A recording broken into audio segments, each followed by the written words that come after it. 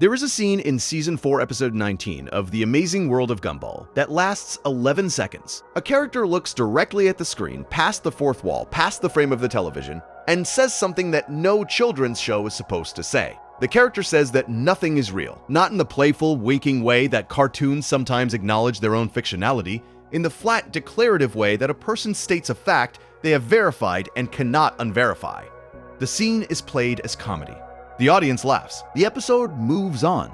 But the statement lingers in a way that comedy is not supposed to linger, because the statement is not merely a joke. It is a philosophical position, and the philosophical position has a name. And the name is one that most viewers of a children's cartoon would not expect to encounter between segments about homework and sibling rivalry. The show has been teaching you philosophy, not occasionally, not accidentally, consistently, deliberately, across 6 seasons and 240 episodes. The Amazing World of Gumball has embedded a philosophical curriculum into its narrative structure that is more coherent, more rigorous, and more disturbing than anything you would encounter in most undergraduate survey courses. The philosophy is not signposted, it is not labeled, it does not announce itself with the vocabulary of the academy. It announces itself with the vocabulary of a 12-year-old cat who does not know he is a philosopher, which is precisely why it works. The most effective philosophy is the philosophy you absorb without knowing you are absorbing it. And this show has been feeding you ideas that would trouble professional philosophers, disguised as jokes about a talking goldfish and a rainbow-colored classmate. Before we continue, subscribing helps these long videos keep coming. It is free and it takes a few seconds. Now, back to the philosophy you did not know you were learning. The first and most pervasive philosophical position that the show teaches is existentialism, and it teaches it with a consistency that suggests the creative team was aware of what they were doing. Existentialism, in its broadest form, is the philosophical tradition that holds that existence precedes essence, that human beings are not born with a predetermined purpose, but must create their own meaning through the choices they make. The show embeds this principle in its most fundamental narrative structure. Gumball is a character without a purpose. He is not the chosen one. He is not destined for greatness. He is not working toward a goal that the narrative has predetermined. He simply exists, and the episodes are the record of his attempts to figure out what to do with that existence. Consider what this means in the context of children's television. Most children's shows give their protagonists a purpose. The protagonist wants to be a great trainer, a hero, a scientist, a leader. The purpose organizes the narrative. It gives the episodes direction. It tells the audience what the character is working toward and, by extension, what the audience should be working toward. Gumball has no such purpose. His goals are immediate, local, and frequently trivial. He wants to pass a test. He wants to impress a girl. He wants to avoid getting in trouble. The goals are not arranged in a hierarchy that points toward a larger objective. They are scattered, disconnected, and often contradictory. The show is telling you, through the structure of its narrative, that life does not have a built-in direction, that you are not progressing toward a destination, that the meaning of your existence is not waiting for you at the end of a journey, but must be constructed day by day from the raw material of your immediate experience. This is Jean-Paul Sartre's fundamental insight, delivered without attribution, without jargon, and without the existential dread that typically accompanies it in academic contexts. The show makes existentialism feel normal. It makes the absence of predetermined purpose feel like the ordinary condition of life, rather than a crisis to be overcome. And this normalization is itself philosophically significant, because one of the central debates in existentialist philosophy is whether the absence of inherent meaning is a source of anguish or a source of freedom. Sartre argued it was both. Camus argued it was neither, that the appropriate response was neither anguish nor celebration, but acceptance. The show, without ever mentioning either philosopher, lands closer to Camus than to Sartre. It presents the absence of inherent meaning as the background condition of existence, as unremarkable as gravity, as ordinary as breathing. And the ordinariness is the disturbing part, because it means that the existential condition that philosophers have spent centuries debating is being presented to children as simply the way things are. The show's Camusian sensibility is most visible in its treatment of the mundane. Camus argued that the experience of the absurd often begins not in moments of crisis, but in moments of routine, when the automatic quality of daily life suddenly becomes visible and the question, "Why am I doing this?" becomes impossible to suppress. The show creates these moments of Camusian revelation regularly, though they are disguised as comedy. A character sits in class and the camera holds on their face for a beat longer than narrative necessity requires, and in that extra beat, the character's expression shifts almost imperceptibly from engagement to blankness, from presence to absence, and the blankness communicates something that the script does not say. It communicates the feeling of being in a place you did not choose, doing something you do not understand, for reasons that no one has explained and that may not exist.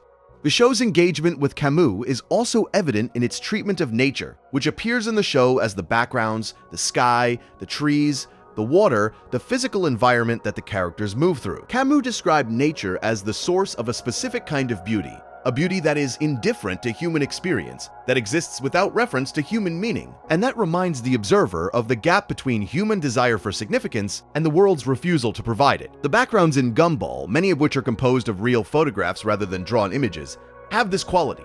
They are beautiful, they are indifferent, they do not comment on the character's experiences. They do not reflect the character's emotions, they simply exist, providing a setting that is simultaneously gorgeous and unconcerned. And the unconcern is itself a philosophical statement. The world is beautiful. The world does not care about you. Both things are true. The show holds both truths simultaneously, and the holding is Camus in visual form.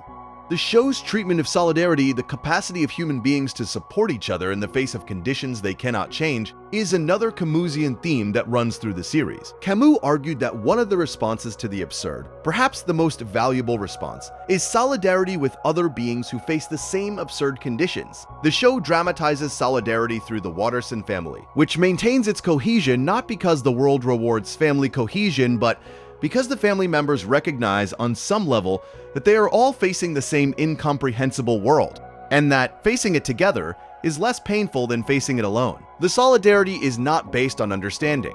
The family members do not understand each other. Nicole does not understand Richard. Gumball does not understand Anais. The misunderstandings are persistent and sometimes painful, but the solidarity persists through the misunderstanding because the alternative, solitary confrontation with an indifferent universe, is worse.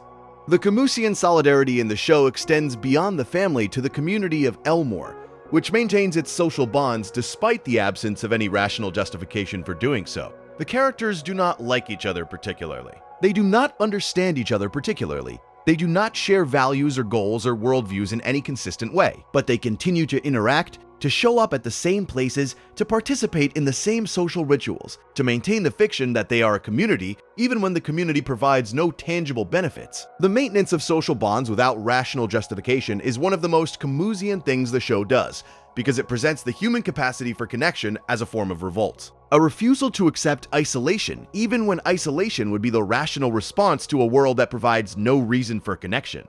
The show's engagement with existentialism goes deeper than its narrative structure. Individual episodes explore specific existentialist concepts with a precision that cannot be accidental. The concept of bad faith, Sartre's term for the act of deceiving oneself about the nature of one's freedom, appears repeatedly in episodes where characters adopt roles that they mistake for identities. Nicole is not a mother who happens to manage the household. She has become the role of household manager to the point where the role has consumed the person. Richard is not a person who happens to be lazy. He has adopted laziness as an identity, a fixed essence that excuses him from the effort of self-creation. The show presents these characters with compassion, but also with a clear-eyed recognition that their fixed identities are choices masquerading as inevitabilities, which is precisely what Sartre meant by bad faith. Darwin's character is perhaps the show's most sustained engagement with existentialist thought. Darwin is a character who was given an identity by others, an adopted son, a loyal friend, an optimistic presence, and who has internalized that identity so completely that the boundary between what he was given and what he chose has disappeared. The show occasionally examines this boundary in episodes that explore Darwin's independence from Gumball, and these episodes consistently reveal that Darwin's identity is more constructed than he realizes. His loyalty is not merely a feeling. It is a performance, a continuous act of self-creation that requires effort and maintenance. And the effort is usually invisible because Darwin has become so skilled at performing his identity that the performance feels effortless. The show is teaching you, through Darwin, that identity is not something you discover. It is something you make.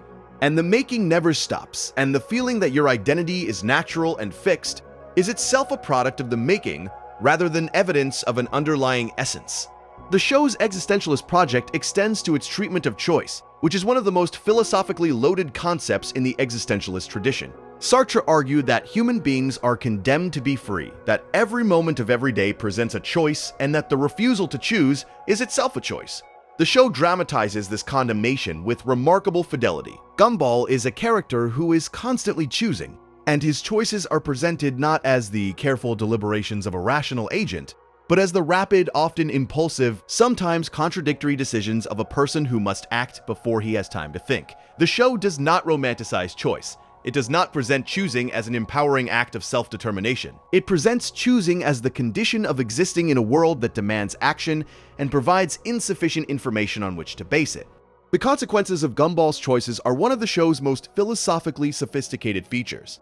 In most children's shows, good choices lead to good outcomes, and bad choices lead to bad outcomes. The moral universe is orderly. The relationship between choice and consequence is predictable. The predictability teaches children that the world is fair, that their actions matter in a systematic way, that the universe responds to their moral quality with appropriate rewards and punishments. Gumball's choices do not operate this way. Good choices sometimes lead to terrible outcomes. Bad choices sometimes lead to wonderful outcomes. The relationship between what Gumball does and what happens to Gumball is unreliable, and the unreliability is not presented as a malfunction of justice, but as the normal operation of a world that does not track the moral quality of individual actions. This is a profoundly disturbing lesson for a children's show to teach, and the show teaches it so consistently that the lesson becomes invisible through repetition. You watch episode after episode in which the connection between choice and consequence is loose at best, and you stop noticing, and the not noticing is itself the lesson. The show has acclimated you to a world without moral feedback loops. It has taught you through hundreds of hours of narrative exposure that the universe does not keep score, that your good deeds may go unrewarded and your bad deeds may go unpunished, and that the only reliable consequence of your choices is that you made them and must live with them, regardless of whether the outcome matches your intention. Anais's character provides the show's most rigorous test of the existentialist framework. Anais is the character who most closely resembles a traditional philosophical agent, a being who reasons carefully, anticipates consequences, and makes choices based on rational analysis of available information. If the existentialist framework were merely a narrative quirk, a device the show uses for comedy, Anais's rationality would protect her from its consequences. A rational agent in an orderly universe should be able to navigate successfully by thinking clearly. But Anais's rationality does not protect her. Her careful reasoning and her meticulous planning fail as often as Gumball's impulsive decisions.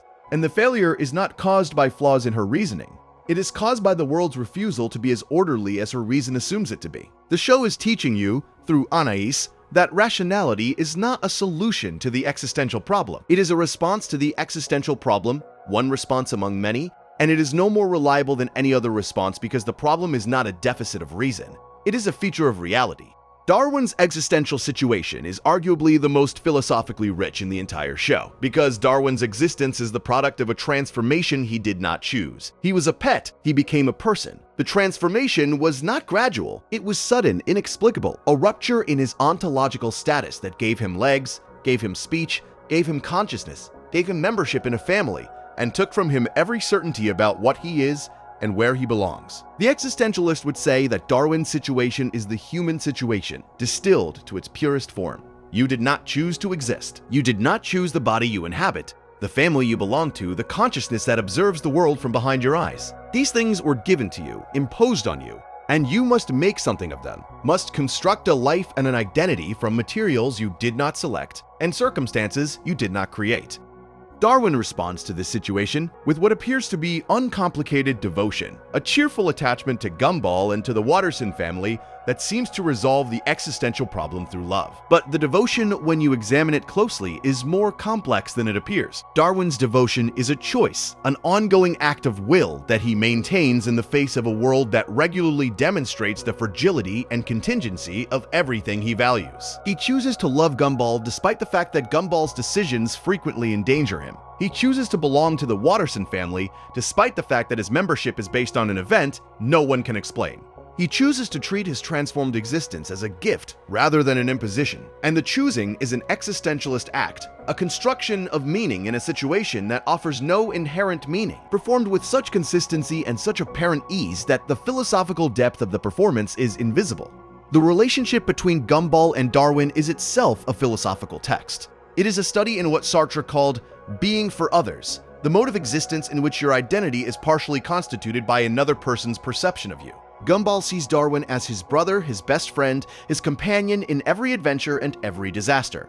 And Darwin becomes that thing, not because he was always that thing, but because Gumball's perception creates the role and Darwin fills it. The filling is not passive. It is an active, ongoing choice to be what the other person needs. And the choice is both generous and constraining, both an expression of love and a limitation of possibility. And the show presents both dimensions without privileging either one. The love is real and the limitation is real, and they are not in conflict. Because they are the same thing, the inevitable consequence of choosing to build your identity in relation to another being whose needs and perceptions are constantly changing.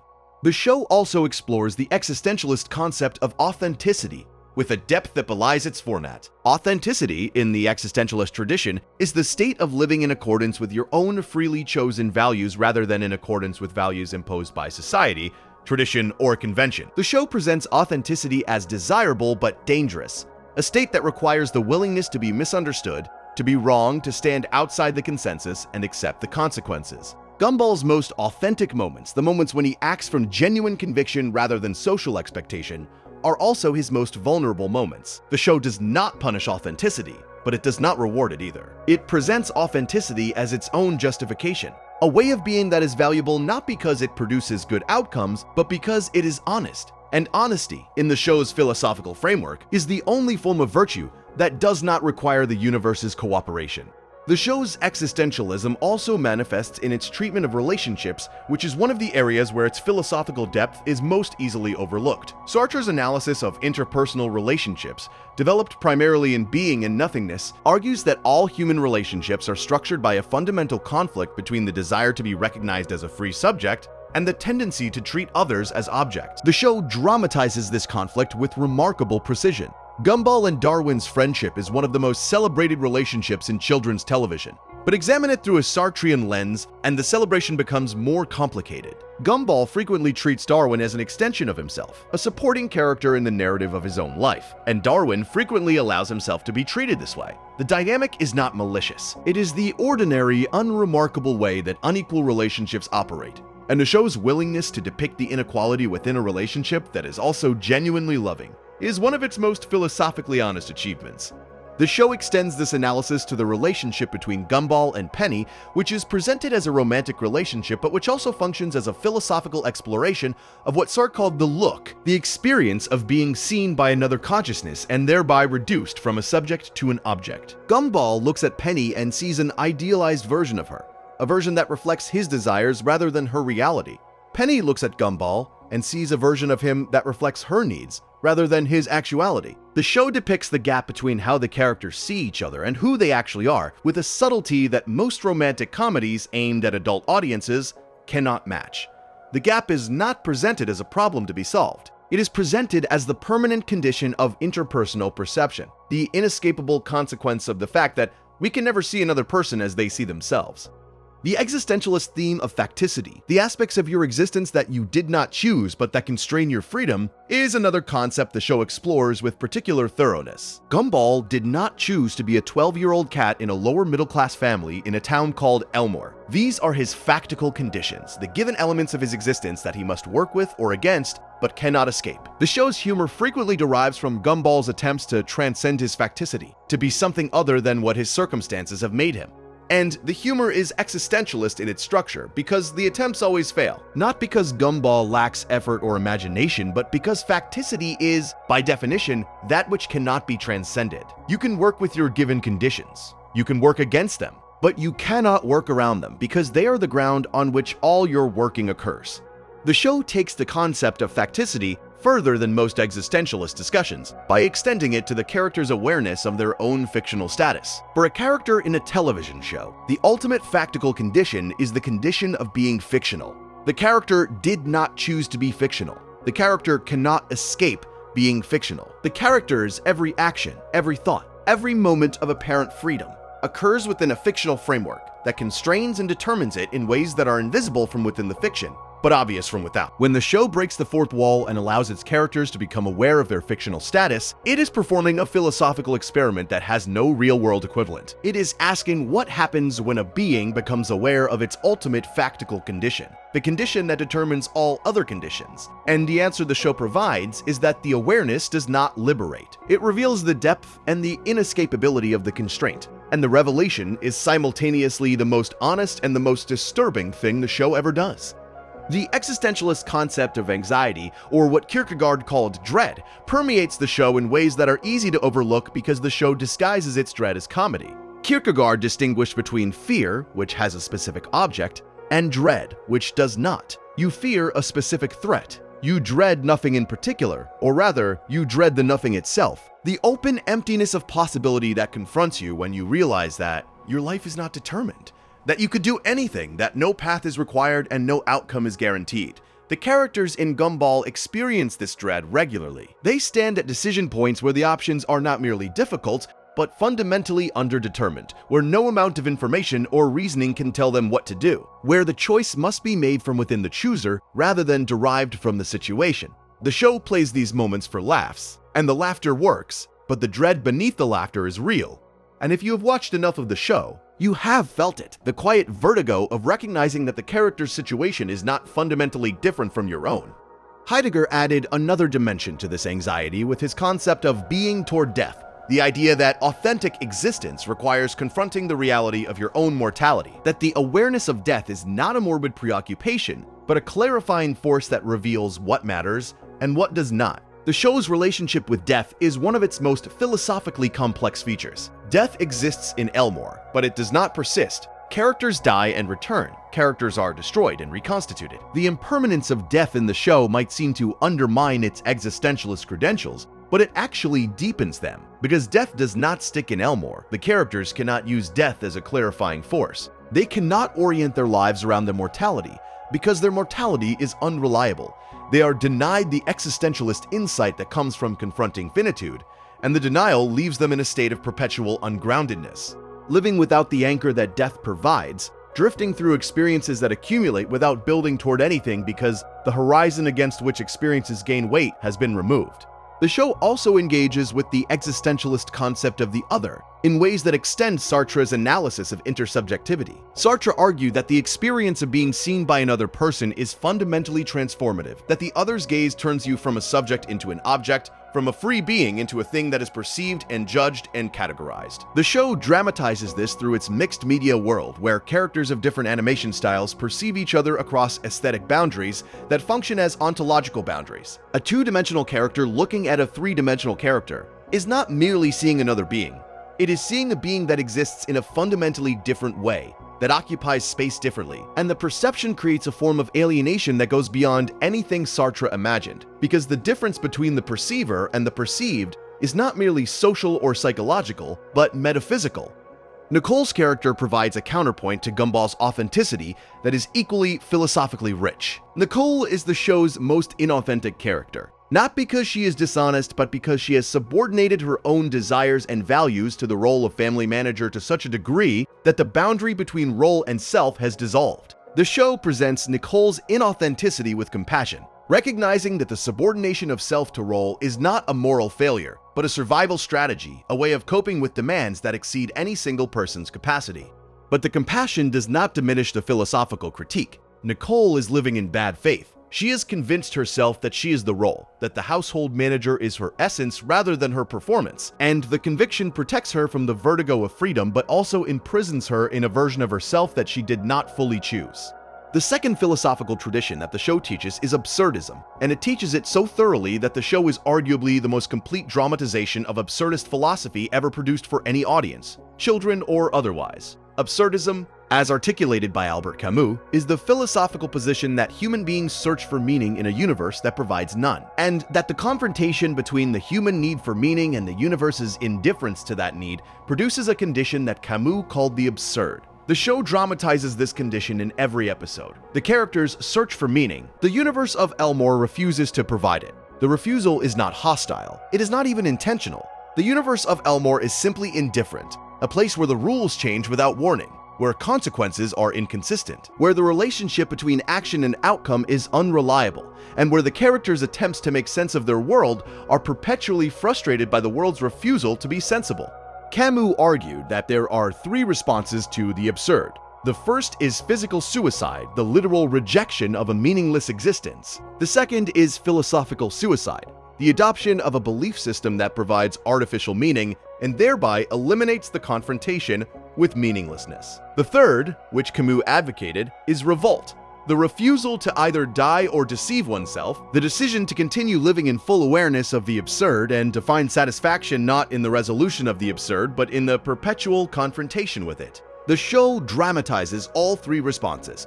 Characters who give up, who stop trying, who surrender to the meaninglessness of their world represent the first response. Characters who adopt rigid ideologies, who cling to rules and systems and hierarchies, represent the second.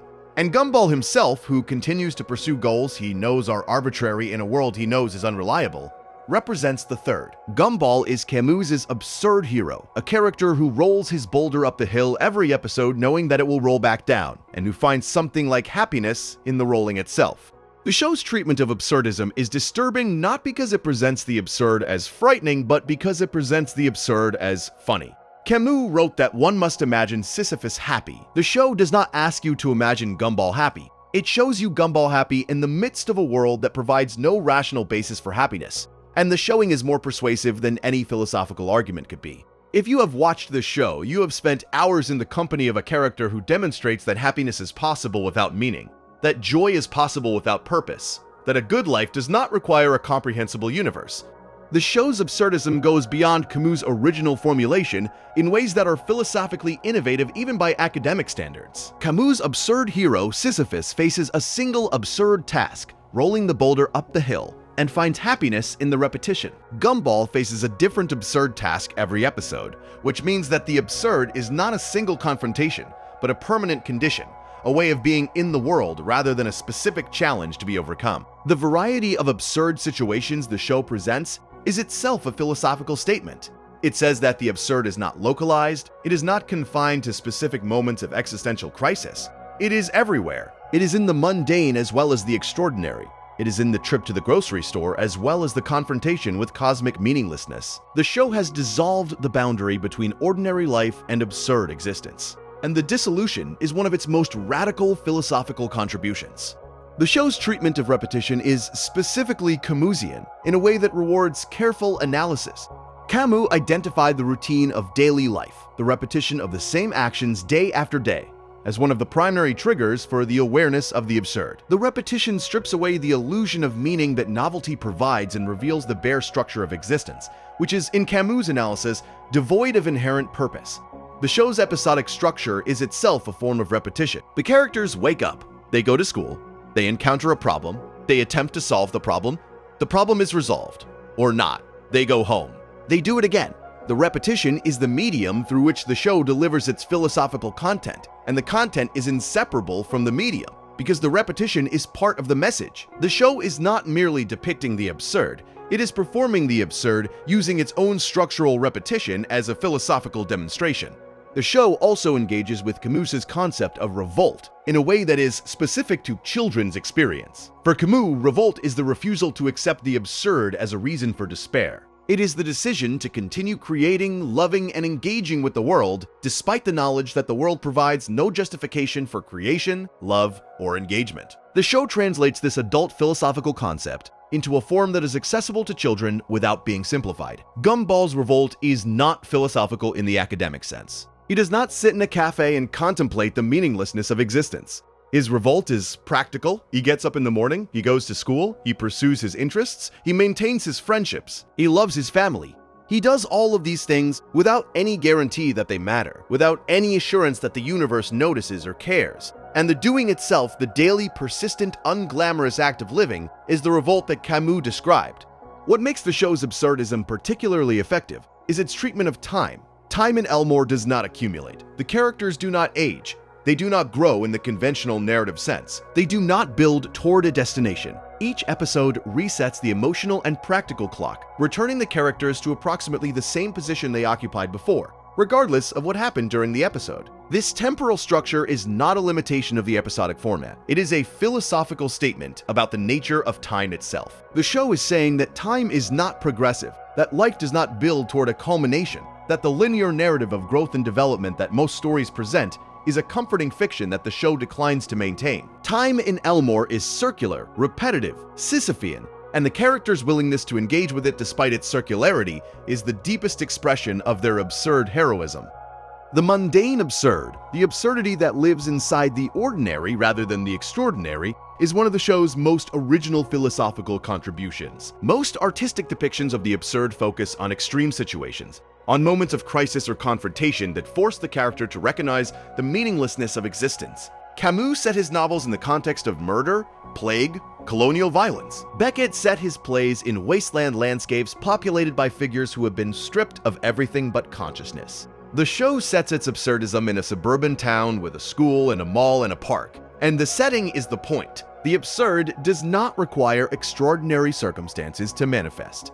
It is present in the trip to the supermarket. It is present in the argument about whose turn it is to take out the garbage. It is present in the attempt to complete a homework assignment in a world where the laws of physics are negotiable and the boundaries of reality are porous.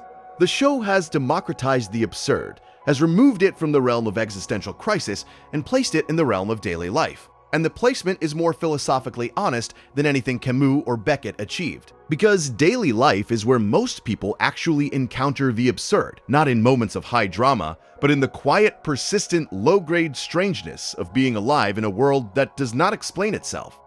The absurdism of the show is particularly evident in its treatment of rules and systems. Elmore has rules. The school has rules. The family has rules. The town has rules. But the rules are inconsistent. They change without warning. They are applied unevenly. They are enforced by authorities who do not understand them and could not justify them if asked. The rules are not absent. They are present and visible and theoretically binding. But they do not form a coherent system. They do not add up to a structure that explains why things happen the way they happen. They are fragments of order floating in a sea of chaos, and the character's relationship with the rules is one of the show's most nuanced philosophical achievements. The characters follow the rules not because the rules make sense, but because following the rules provides the illusion of order.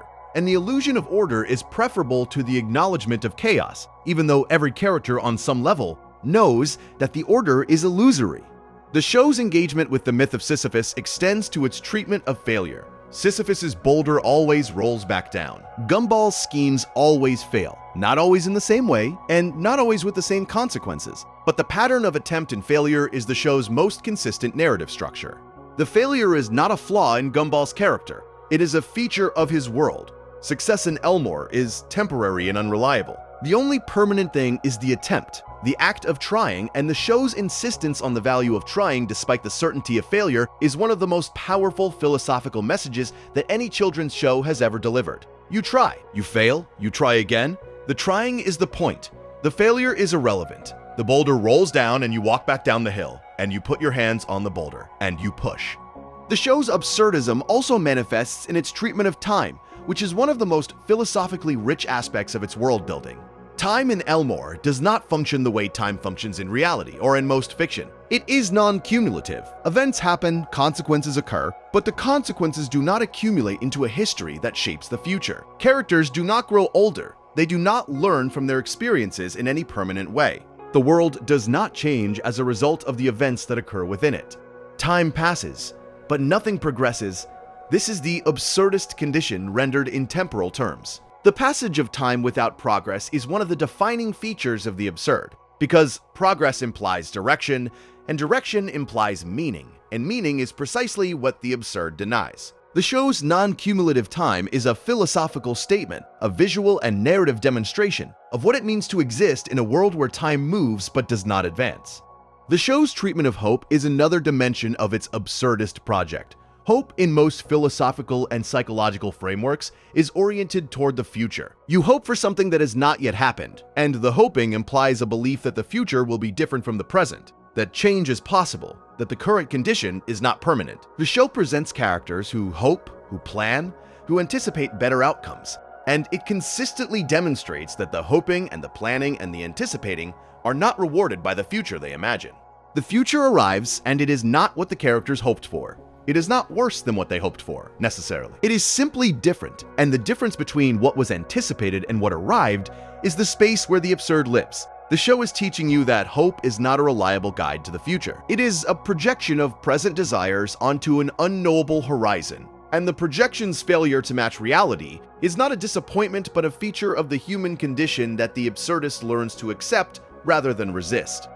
The show's treatment of happiness is perhaps the most nuanced aspect of its absurdist philosophy. The characters are happy, not always, not consistently, but genuinely recognizably happy in moments that are scattered throughout the show's run. The happiness is not caused by the resolution of absurd conditions. The absurd conditions persist. The world remains meaningless. The universe remains indifferent.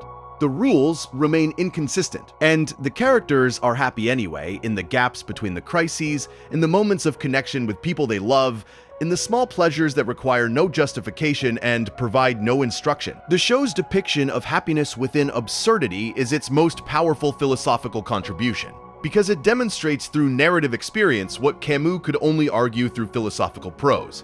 Happiness is not dependent on meaning. Happiness is not a reward for understanding the world. Happiness is a practice, something you do rather than something you receive. And the doing is available to anyone, in any condition, at any time, regardless of whether the universe cooperates.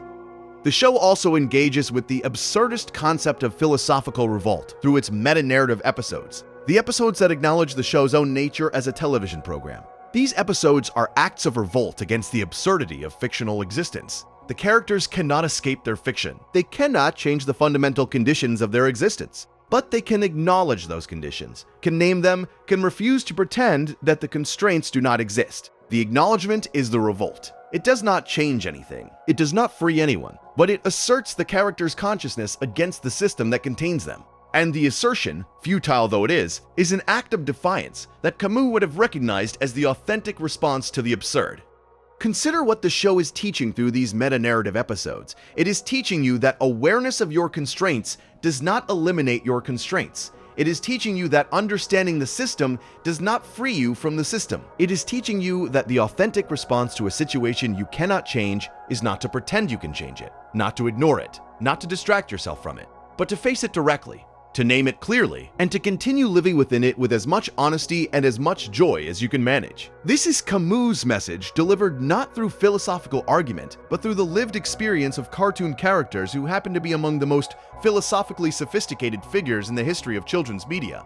The demonstration is disturbing because it contradicts one of the deepest assumptions of Western culture, which is that happiness and meaning are connected, that you must find your purpose in order to find your joy. That a life without direction is a life without value. The show says otherwise. The show says that direction is an illusion, that purpose is a story you tell yourself, and that joy is available to anyone willing to accept the world as it is, rather than as they wish it would be. There is another dimension to the show's absurdism that connects to Camus' lesser-known work on revolt and solidarity. Camus argued that the proper response to the absurd is not isolation but connection, that the recognition of shared absurdity creates a bond between individuals that is more honest than any bond built on shared illusion. The characters in Gumball demonstrate this. They do not bond over shared beliefs or shared values or shared goals. They bond over shared predicaments. They are all stuck in the same absurd world, subject to the same arbitrary physics, the same unreliable narrative, the same fundamental uncertainty about what is real and what matters,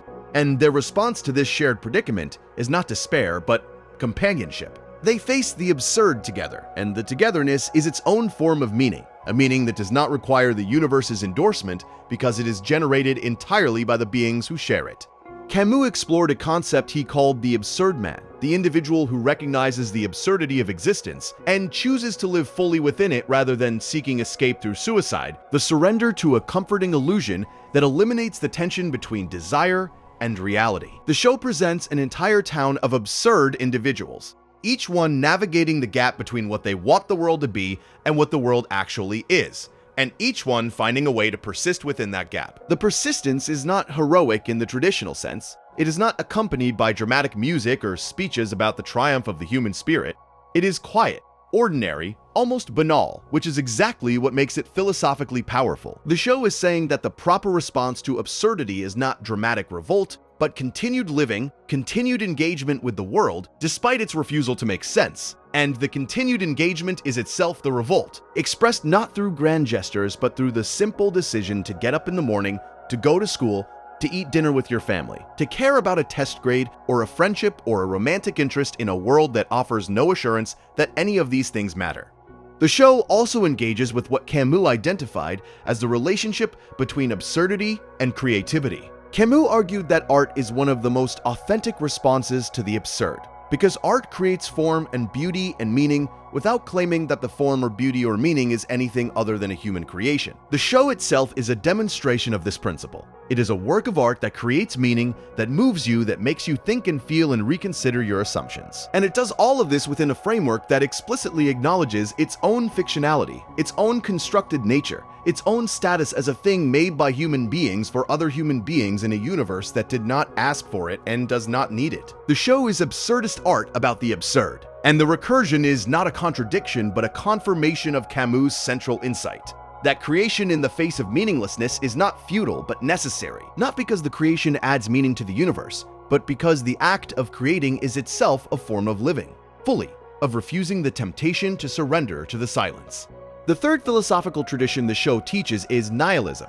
And this is where the show's philosophical curriculum becomes genuinely disturbing. Nihilism, in its most basic form, is the philosophical position that life has no inherent meaning, value, or purpose. The show does not merely flirt with nihilism. It constructs nihilistic arguments with a rigor and a patience that would be impressive in a philosophy seminar and is remarkable in a show about a talking cat. The arguments are embedded in the show's world building rather than in its dialogue, which makes them more effective because world building operates on the audience at a level below conscious analysis. The world of Elmore is a nihilistic world, not because bad things happen in it, though they do, not because the characters suffer, though they suffer, but because the world has no moral structure. Good actions are not reliably rewarded. Bad actions are not reliably punished. Characters who behave virtuously do not receive better outcomes than characters who behave selfishly. The universe of Elmore is morally indifferent, and the indifference is presented not as a failure of justice, but as the natural condition of reality. The show is teaching you, through the structure of its world, that the universe does not care about your moral choices, that virtue is not rewarded by the cosmos, that the relationship between being good and having a good life is, at best, coincidental. This is Nietzsche's insight about the death of God, delivered without the drama and the dread that Nietzsche brought to it, presented instead as the unremarkable background condition of a cartoon world. The show's engagement with nihilism is complicated by its simultaneous engagement with moral philosophy. The characters have moral instincts. They care about fairness, they care about their relationships, they feel guilt when they behave badly, and satisfaction when they behave well. The show does not deny the reality of moral experience. It denies the reality of moral structure, which is a different and more subtle claim. The characters' moral feelings are real. The universe's indifference to those feelings is also real. The coexistence of moral experience and cosmic indifference is one of the most difficult philosophical problems in the Western tradition. And the show presents it to children without resolution, without reassurance, and without the pretense that the problem has an answer. The show's nihilism operates at multiple levels simultaneously, and distinguishing between them is important for understanding the full scope of what the show is teaching. There is metaphysical nihilism, the position that reality itself may lack a stable foundation. The show teaches this through its world building, through the instability of Elmore's physical laws, and the mutability of its geography and the unreliability of its causality. There is moral nihilism, the position that moral claims have no objective foundation. The show teaches this through its inconsistent treatment of virtue and vice, its refusal to establish a reliable connection between moral behavior and worldly success. There is existential nihilism, the position that life has no inherent meaning or purpose. The show teaches this through its narrative structure, through the absence of overarching goals and the futility of the goals that individual episodes pursue. And there is epistemological nihilism, the position that knowledge itself may be impossible. The show teaches this through its visual style, its fourth wall breaks, and its explicit questioning of the nature of reality within its own fiction. Most philosophical discussions of nihilism treat these variants as related but distinct positions. The show does not make this distinction. It presents all four variants simultaneously, woven into the fabric of its world, and the weaving creates an experience that is more immersive and more disturbing than any single variant could produce on its own. You are not merely being told that meaning is absent. You are being shown a world in which meaning, morality, knowledge, and reality itself are all unstable, all unreliable, all subject to sudden and unexplained change. The cumulative effect is a philosophical environment that is more radically nihilistic than anything Nietzsche himself described, because Nietzsche's nihilism was theoretical, a conclusion derived from arguments. The show's nihilism is experiential. It is the air the characters breathe, it is the ground they walk on, it is the world they inhabit, and you've inhabited it alongside them for hundreds of hours. The show's treatment of value is one of its most philosophically sophisticated engagements with nihilism. In a morally ordered universe, certain things are valuable and certain things are not, and the distinction between the two is objective, independent of anyone's opinion or preference. In Elmore, value is arbitrary. Things that should be valuable are treated as worthless. Things that should be worthless are treated as precious. The characters assign value to objects, experiences, and relationships based on criteria that are personal, inconsistent, and entirely disconnected from any objective standard. The show is teaching you that value is not found in the world. It is projected onto the world by the beings who inhabit it, and the projection is always arbitrary, always contingent, always subject to revision without notice or justification. Nietzsche's concept of the eternal return, the thought experiment in which one imagines living the same life over and over for eternity, finds an unexpected dramatization in the show's episodic structure. Each episode resets the show's status quo. Injuries heal, lessons are forgotten, relationships return to their default states. The characters live the same basic life day after day, with variations in the specific incidents but not in the underlying pattern. The show is, in effect, enacting the eternal return with each new episode, and the question Nietzsche asked, whether you could affirm such a life, whether you could say yes to the repetition without the promise of progress or development, is the question the show poses to its audience every time a new episode begins. Can you watch these characters live the same life again? Can you find something valuable in the repetition? Can you affirm a life that goes nowhere, that accumulates nothing, that simply continues? The answer the show provides is not a philosophical argument, but a demonstration. You can. You do. You watch. You return. You find something in each episode that makes you willing to watch the next one, even though you know, on some level, that the next one will follow the same pattern as the one before it. Your willingness to return is itself a form of affirmation, a practical answer to Nietzsche's theoretical question. And the answer is yes.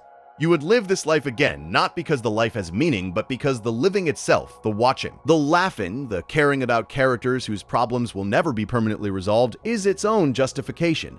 The show also engages with Nietzsche's concept of the will to power in ways that are subtle but persistent. The will to power, in Nietzsche's philosophy, is not merely the desire for political or physical dominance. It is the fundamental drive of all living things to express and expand their capacities, to become more than they currently are, to overcome themselves. The show distributes this drive among its characters in ways that reveal different aspects of the concept. Nicole's will to power manifests as competence, the drive to control her environment through the application of superior capability. Richard's will to power manifests as resistance, the refusal to be shaped by external expectations, the insistence on remaining as he is despite the pressure to become something else.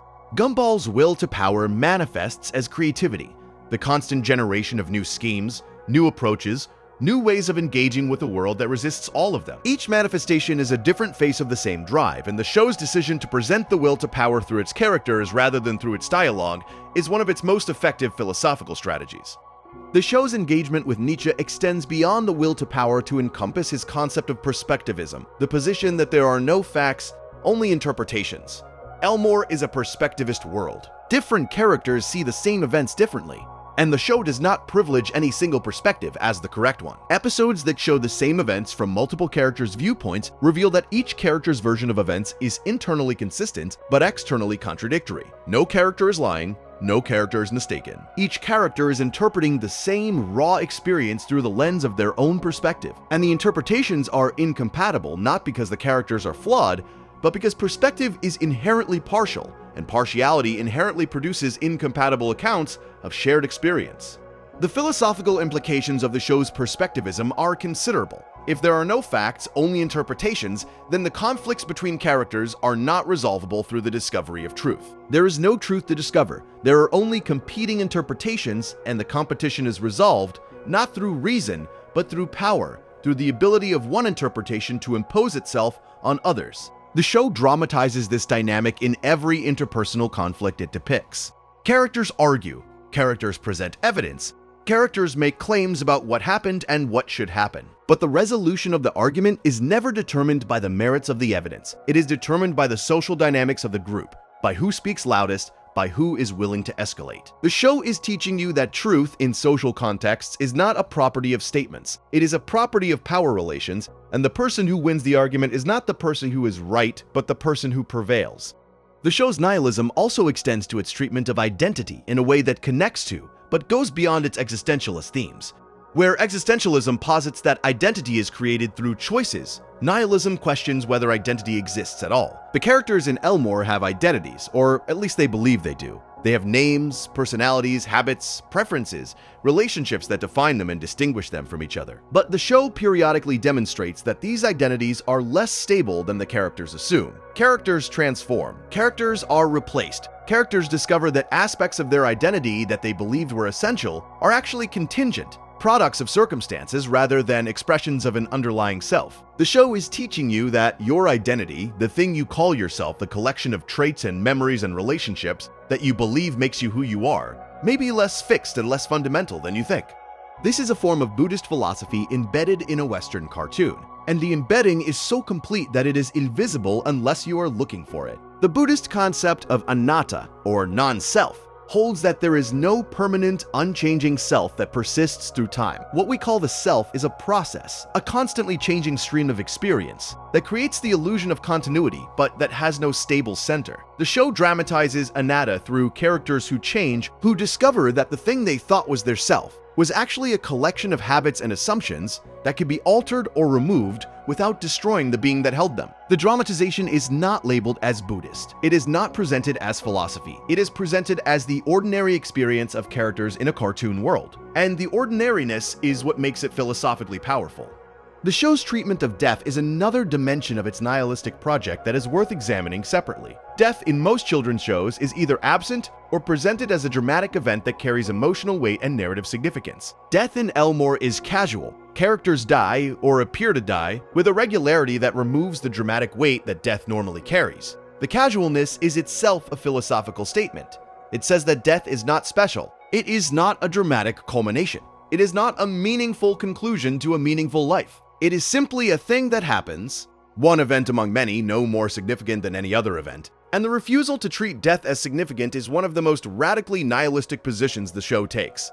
The show complicates this position by allowing its characters to feel grief. Characters who lose others grieve genuinely, and the grief is presented with emotional honesty that contradicts the casual treatment of death that produces it. The contradiction is not an error. It is the show's most sophisticated, nihilistic observation. Death is meaningless, and grief is real. The two statements coexist. The meaninglessness of death does not eliminate the reality of grief, and the reality of grief does not restore meaning to death. The coexistence of meaninglessness and genuine feeling is one of the central tensions of nihilistic philosophy, and the show presents it without resolving it, leaving the audience to sit with the tension rather than providing a comfortable reconciliation. The show's nihilism also manifests in its treatment of value itself. In most narratives, certain things are presented as inherently valuable: friendship, family, knowledge, courage, love. These values are not questioned. They are assumed, built into the narrative architecture like load-bearing walls that cannot be removed without collapsing the structure. Gumball does something different. It presents these values, allows the characters to pursue them, allows the audience to invest in them, and then, periodically, reveals them to be contingent, constructed, dependent on circumstances that could easily have been otherwise. Friendship in Elmore is not a metaphysical bond. It is a practical arrangement between beings who happen to exist in proximity and who find each other's company preferable to solitude, and the preference can change, and sometimes does. And the change is presented not as a betrayal, but as a fact about the nature of all arrangements between beings who are themselves in constant flux. Nietzsche wrote about the revaluation of all values, the project of examining every inherited moral and cultural value to determine whether it serves life or diminishes it, whether it was created by strength or by weakness, whether it liberates or constrains. The show conducts its own revaluation, quieter than Nietzsche's, but no less thorough. It takes the values that children's television typically treats as sacred, values like sharing, honesty, obedience. Sharing is sometimes exploited. Honesty sometimes causes more harm than deception. Obedience sometimes leads to worse outcomes than rebellion. The show does not reject these values. It contextualizes them. It says that values are tools, useful in some situations and counterproductive in others, and that the wisdom lies not in following the values automatically, but in understanding when they apply and when they do not. And the understanding requires a kind of moral intelligence that no list of rules can provide. This moral intelligence is connected to what Nietzsche called amor fati, the love of fate, the embrace of everything that happens, including and especially the painful parts, as necessary components of the life you are living. The characters in Gumball do not love their fate explicitly. They do not articulate a philosophy of acceptance, but they demonstrate it through their persistent return to normalcy after episodes of chaos, destruction, and existential crisis. The chaos does not embitter them. The destruction does not traumatize them. The existential crises do not radicalize them. They absorb the disruption and continue living. And the absorption is not passive resignation, but active acceptance. A form of amor fati enacted through the daily rhythms of school and family and friendship in a world that periodically reminds them that none of it is guaranteed and all of it is temporary. There is a dimension of the show's nihilism that touches on aesthetics, the philosophy of beauty and art, in ways that are easy to overlook because the beauty is so pervasive that it becomes invisible. The show is visually beautiful. The animation is inventive, surprising, technically ambitious. The world of Elmore is rendered with a care and a creativity that suggests genuine artistic passion. But the beauty exists within a nihilistic framework. The beautiful world is also a meaningless world. The stunning animation depicts a reality that has no inherent purpose, no underlying order, no narrative telos that would give the beauty a reason to exist. The beauty is gratuitous, unnecessary, an extravagance in a world that does not require extravagance. And the gratuity is the point. Nietzsche argued that art is the highest form of human activity precisely because it is unnecessary, because it creates something beautiful in a universe that does not need beauty. And the creation is an act of defiance, a refusal to accept the universe's indifference as a reason for austerity. The show embodies this Nietzschean aesthetics in every frame. Every background painting, every character design, every visual joke, every moment of animation that goes beyond what the narrative requires is an act of artistic generosity in a philosophically hostile universe. The show's creators did not need to make the world of Elmore so visually rich. They could have told the same stories with simpler animation, with less ambitious visual design, with fewer moments of pure aesthetic delight. But they chose to make it beautiful. And the choice is a philosophical statement, whether the creators intended it as such or not. It says that beauty matters even in a meaningless world, that the creation of beautiful things is its own justification, that the human impulse to make the world more beautiful than it needs to be is one of the most powerful responses to the nihilistic recognition that the world does not need to be anything at all.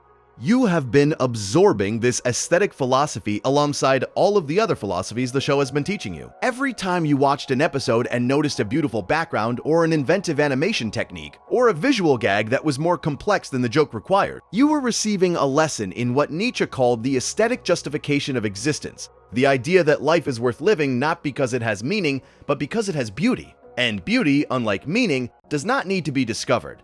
It needs to be created, and the show has been creating it persistently across 6 seasons and 240 episodes in a world that it has simultaneously told you is meaningless, unstable, and possibly not even real.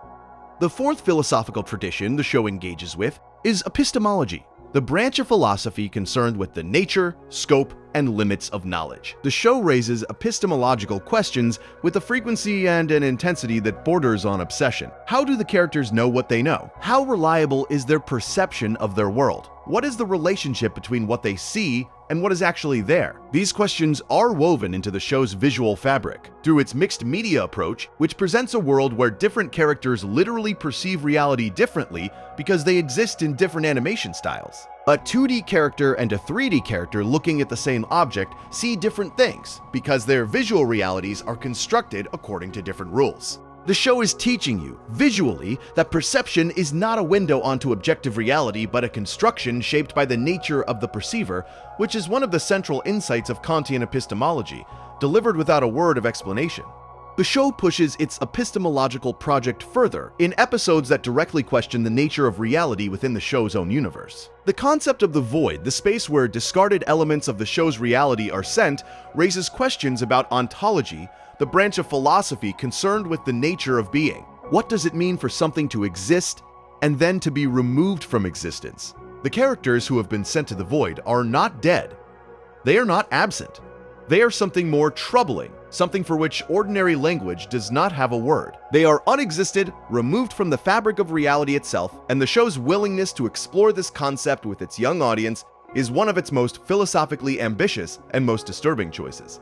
The show's epistemological project goes deeper than The Void, though. It extends to the fundamental question of what the characters can know about their own world. And the answer the show provides is less than they think. The characters operate under the assumption that their perceptions are reliable, that what they see is what is there, that the world they experience is the world that exists. The show systematically undermines this assumption in ways that are philosophically precise and narratively devastating. Characters discover that their memories are unreliable. Characters learn that their perceptions of other characters are incomplete or distorted.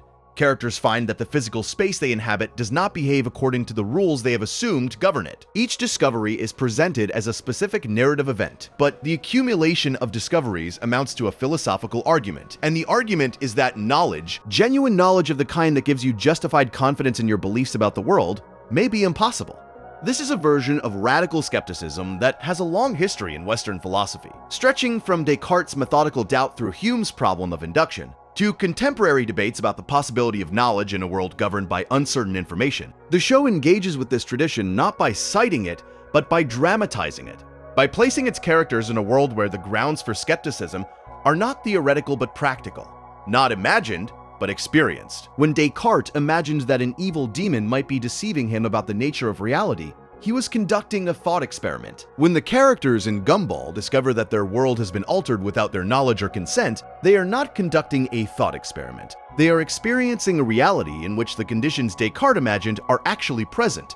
The show's visual style is itself an epistemological statement. The mixed media approach, which combines 2D animation, 3D animation, live-action photography, puppetry, and various other visual techniques within the same frame, creates a world where the nature of reality varies from character to character and from scene to scene. The visual inconsistency is not merely an aesthetic choice. It is a philosophical demonstration of the idea that reality is not uniform, that different beings may inhabit the same space while experiencing fundamentally different realities, and that the assumption that everyone is looking at the same world is itself an assumption that may not be warranted. The show does not argue this point. It shows it, and the showing is more philosophically effective than any argument could be, because it operates on the audience's perception rather than on the audience's reasoning. The show's fourth wall breaks take the epistemological project to its logical conclusion. When a character looks at the camera and acknowledges the audience, what is happening philosophically? The character is demonstrating awareness of a level of reality that exists beyond the level of reality the character inhabits. The character is recognizing that the world it lives in is contained within a larger world, and that the larger world operates according to different rules. This is, in philosophical terms, a form of transcendental awareness, an awareness of the conditions that make one's own experience possible. And the show presents it as a source of both comedy and existential vertigo. The characters who become aware of the audience become aware that they are fictional, that their choices are scripted, that their world is constructed, and the awareness does not liberate them. It traps them in a form of consciousness that is more painful than ignorance, because they can see the walls of their prison but cannot escape them. Plato's allegory of the cave is relevant here, and the show's engagement with it is one of its most philosophically sophisticated achievements. In the allegory, prisoners chained in a cave mistake shadows on the wall for reality, and the philosopher who escapes the cave and sees the real world finds it impossible to convey what they have learned to those who remain imprisoned. The show enacts this allegory repeatedly. Characters who gain awareness of the show's fictional nature, who see beyond the wall of their reality, find that the awareness does not free them. It isolates them. They cannot explain what they have seen to characters who have not seen it. They cannot use their knowledge to change the conditions of their existence. They can only live with the awareness, which is a burden rather than a liberation. And the burden is permanent because knowledge, once gained, cannot be returned. The show's treatment of truth is equally philosophically charged.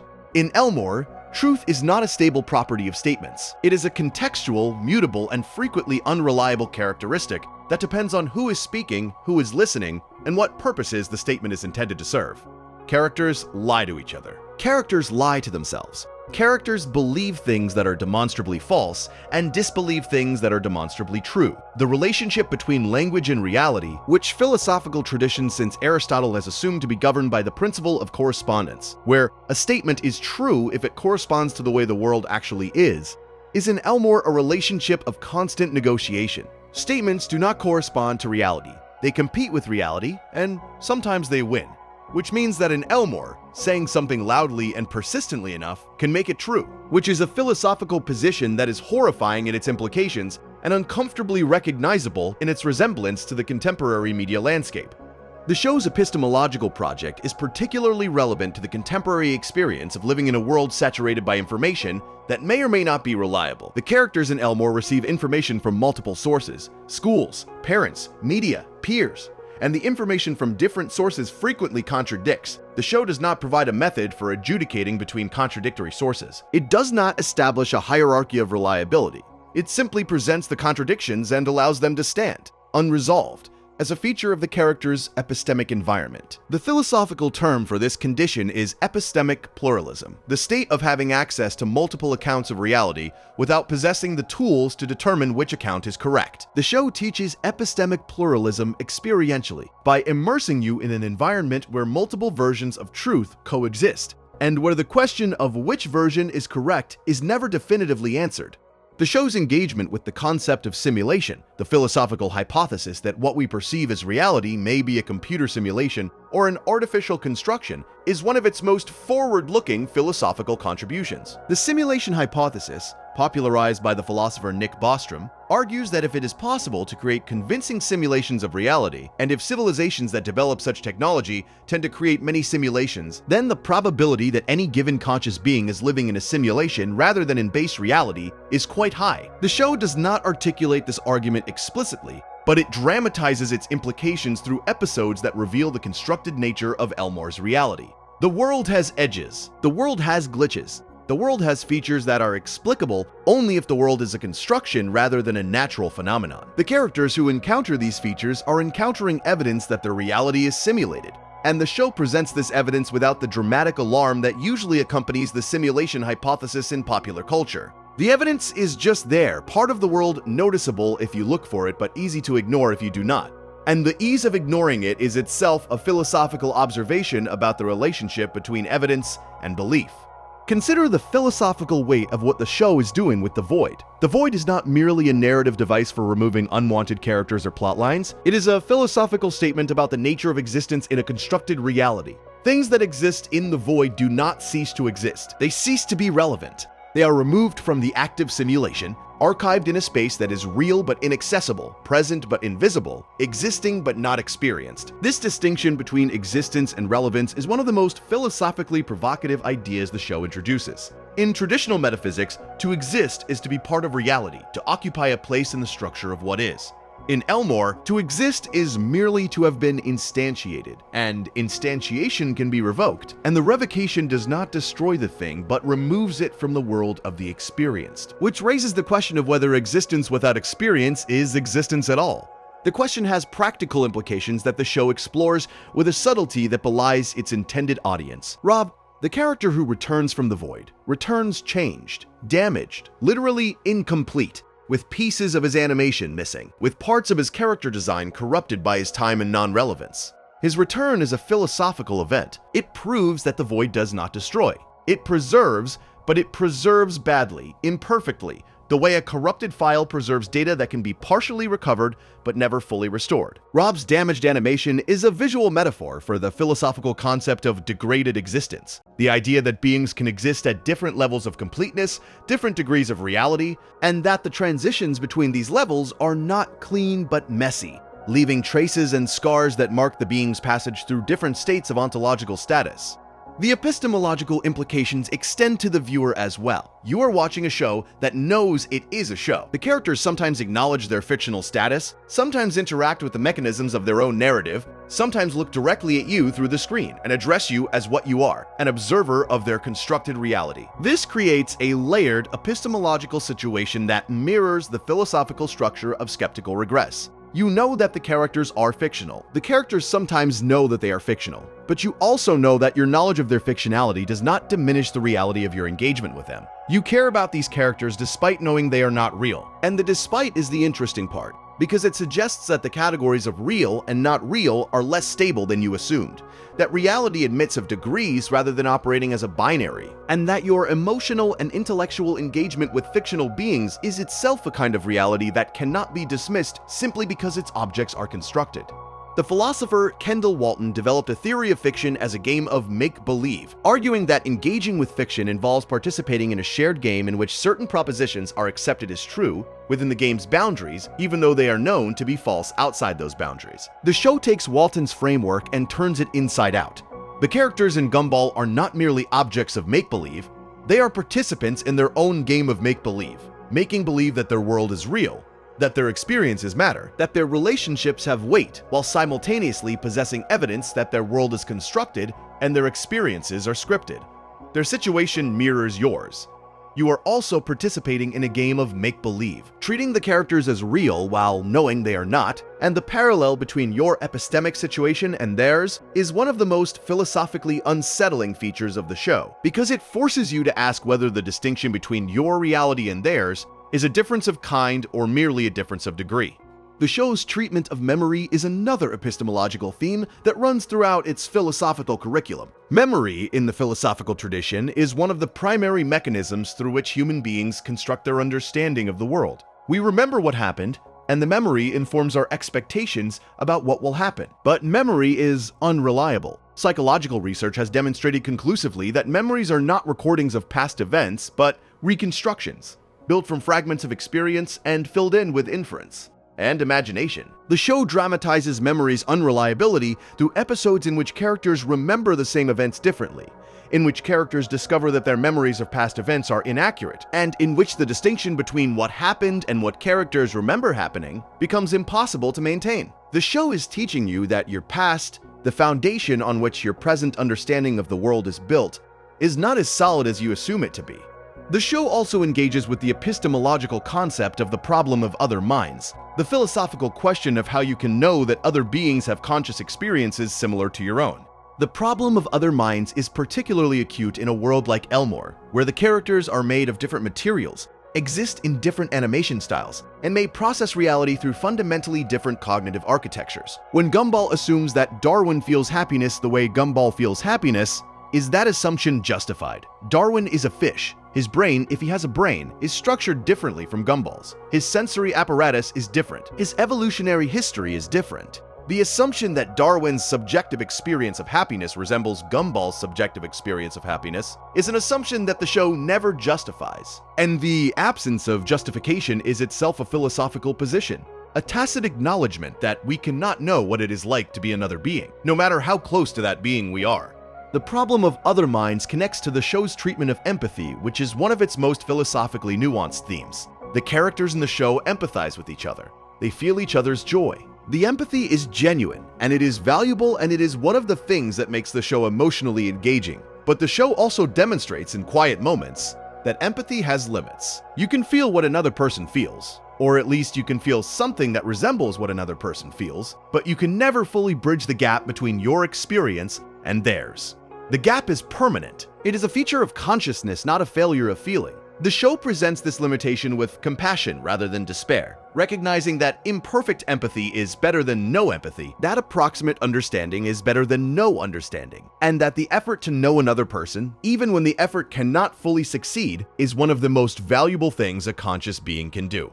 The fifth philosophical tradition the show engages with is social contract theory, the branch of political philosophy concerned with the legitimacy of authority and the obligations that individuals owe to the communities they inhabit. The show's treatment of social institutions, particularly the school and the family, is a sustained critique of the social contract that would be recognizable to any reader of Rousseau or Hobbes. The school in Elmore is an institution that demands obedience without providing justification. The teachers do not explain why the rules exist. The curriculum does not explain why the knowledge matters. The hierarchy does not explain why some people have authority and others do not. The institution simply exists, and the characters are expected to comply, and the compliance is enforced not through rational persuasion, but through the threat of punishment. This is Hobbes's Leviathan stripped of its justification. Hobbes argued that individuals surrender their freedom to a sovereign authority in exchange for security, and that the exchange is rational because the alternative, the state of nature, is a condition of war where life is solitary, poor, nasty, brutish, and short. The school in Elmore provides no such justification. The authority exists, the compliance is demanded, but the security that is supposed to justify the surrender of freedom is not provided. The school does not make the characters safer, it does not make them wiser. It does not prepare them for a world that is more comprehensible than the world they already inhabit. It simply processes them, applying rules and dispensing grades and enforcing attendance, and the processing is its own justification, which is not a justification at all, but a tautology. The show's treatment of the family as a social institution is equally philosophical and equally disturbing. The Watterson family is held together not by rational agreement, but by biological accident and emotional dependency. The characters did not choose each other. They did not negotiate the terms of their association. They did not agree to the distribution of responsibilities that governs their household. The family simply exists, and the characters are expected to maintain it. And the maintenance is presented not as a choice, but as an obligation. And the obligation is enforced not by a sovereign, but by love, which makes it harder to resist than any political authority. The show's social contract critique extends beyond the family and the school to encompass the entire community of Elmore, and the critique is remarkably sophisticated in its analysis of how power operates in social groups. The show presents a community in which authority is distributed unevenly, in which some characters have power and others do not, in which the distribution of power is not justified by any principle that the characters could articulate if asked. The powerful characters are powerful because they have always been powerful. The powerless characters are powerless because they have always been powerless. The circularity of this justification is the point. The show is teaching you that power, in most social arrangements, does not derive from consent or from competence, or from any of the legitimating principles that political philosophy has proposed. It derives from precedent, from the simple fact that the current arrangement exists and has existed for long enough that alternatives have become unimaginable. This is a Foucauldian analysis of power, though the show would never use that word. Michel Foucault argued that power is not something that individuals or institutions possess. It is something that flows through social structures, shaping behavior and belief in ways that are often invisible to the people being shaped. The show dramatizes this insight through the character of Miss Simeon, whose authority over her students is not merely institutional but perceptual. She does not merely enforce rules. She shapes the way her students see themselves. She tells them what they are good at and what they are bad at, what they should aspire to and what they should avoid. And her assessments, because they come from a position of institutional authority, carry a weight that the students cannot easily resist even when they disagree. The show is teaching you that authority does not merely control what you do. It controls what you think you can do, and the control of possibility is more powerful than the control of action. The show's treatment of conformity is another dimension of its social contract critique. Elmore is a community that demands conformity. Characters who deviate from the social norm are punished not by formal institutions, but by informal social pressure, the raised eyebrows and whispered comments and gradual exclusion that constitute the invisible enforcement mechanism of every social group. The show presents this enforcement mechanism with a clarity that makes it visible to an audience that experiences it daily, but rarely sees it depicted on screen. You watch characters being pressured to conform, and you recognize the pressure because you have felt it yourself. And the recognition is itself a philosophical education, a moment of seeing clearly something that is normally obscured by its familiarity. The show also engages with Rousseau's concept of the general will, the idea that legitimate political authority derives from the collective will of the community rather than from the power of any individual or group. The community of Elmore has a general will, or at least the appearance of one.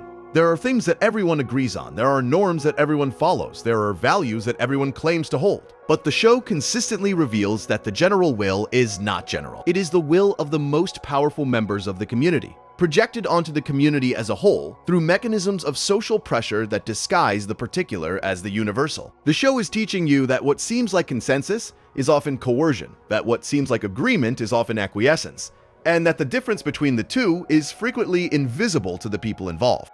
The show's treatment of education as a philosophical concept deserves particular attention because education is the institution that most directly shapes the philosophical development of children. And the show's critique of education is one of its most pointed and most relevant philosophical contributions. The school in Elmore does not educate, it processes. The curriculum is arbitrary, the grading is inconsistent, the teaching methods are outdated. The institution persists not because it serves its stated purpose, but because institutions persist, because the social infrastructure that sustains them is more durable than the purposes that originally justified them. The show is teaching you, through its depiction of the school, one of the most important lessons in institutional theory, that institutions outlive their purposes, and that the continued existence of an institution is not evidence that the institution is serving a useful function.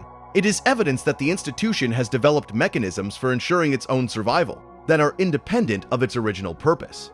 The show's political philosophy also includes an engagement with the concept of rights that is more sophisticated than most children's shows attempt. The characters in Elmore have rights, or at least they claim to have rights. They claim the right to be treated fairly. They claim the right to express their opinions. They claim the right to be free from arbitrary punishment. But the show consistently demonstrates that rights, in the absence of enforcement mechanisms, are merely words. The characters' claimed rights are violated regularly, and the violations are not punished, and the absence of punishment reveals the gap between the concept of rights and the reality of rights. A gap that political philosophers have written extensively about, but that few children's shows have the courage to depict. The show is teaching you that rights are not natural. They are not inherent. They are not given to you by your humanity or your citizenship or your existence. They are products of political arrangements that can be changed, that can be weakened, that can be revoked, and that are only as strong as the institutions that enforce them.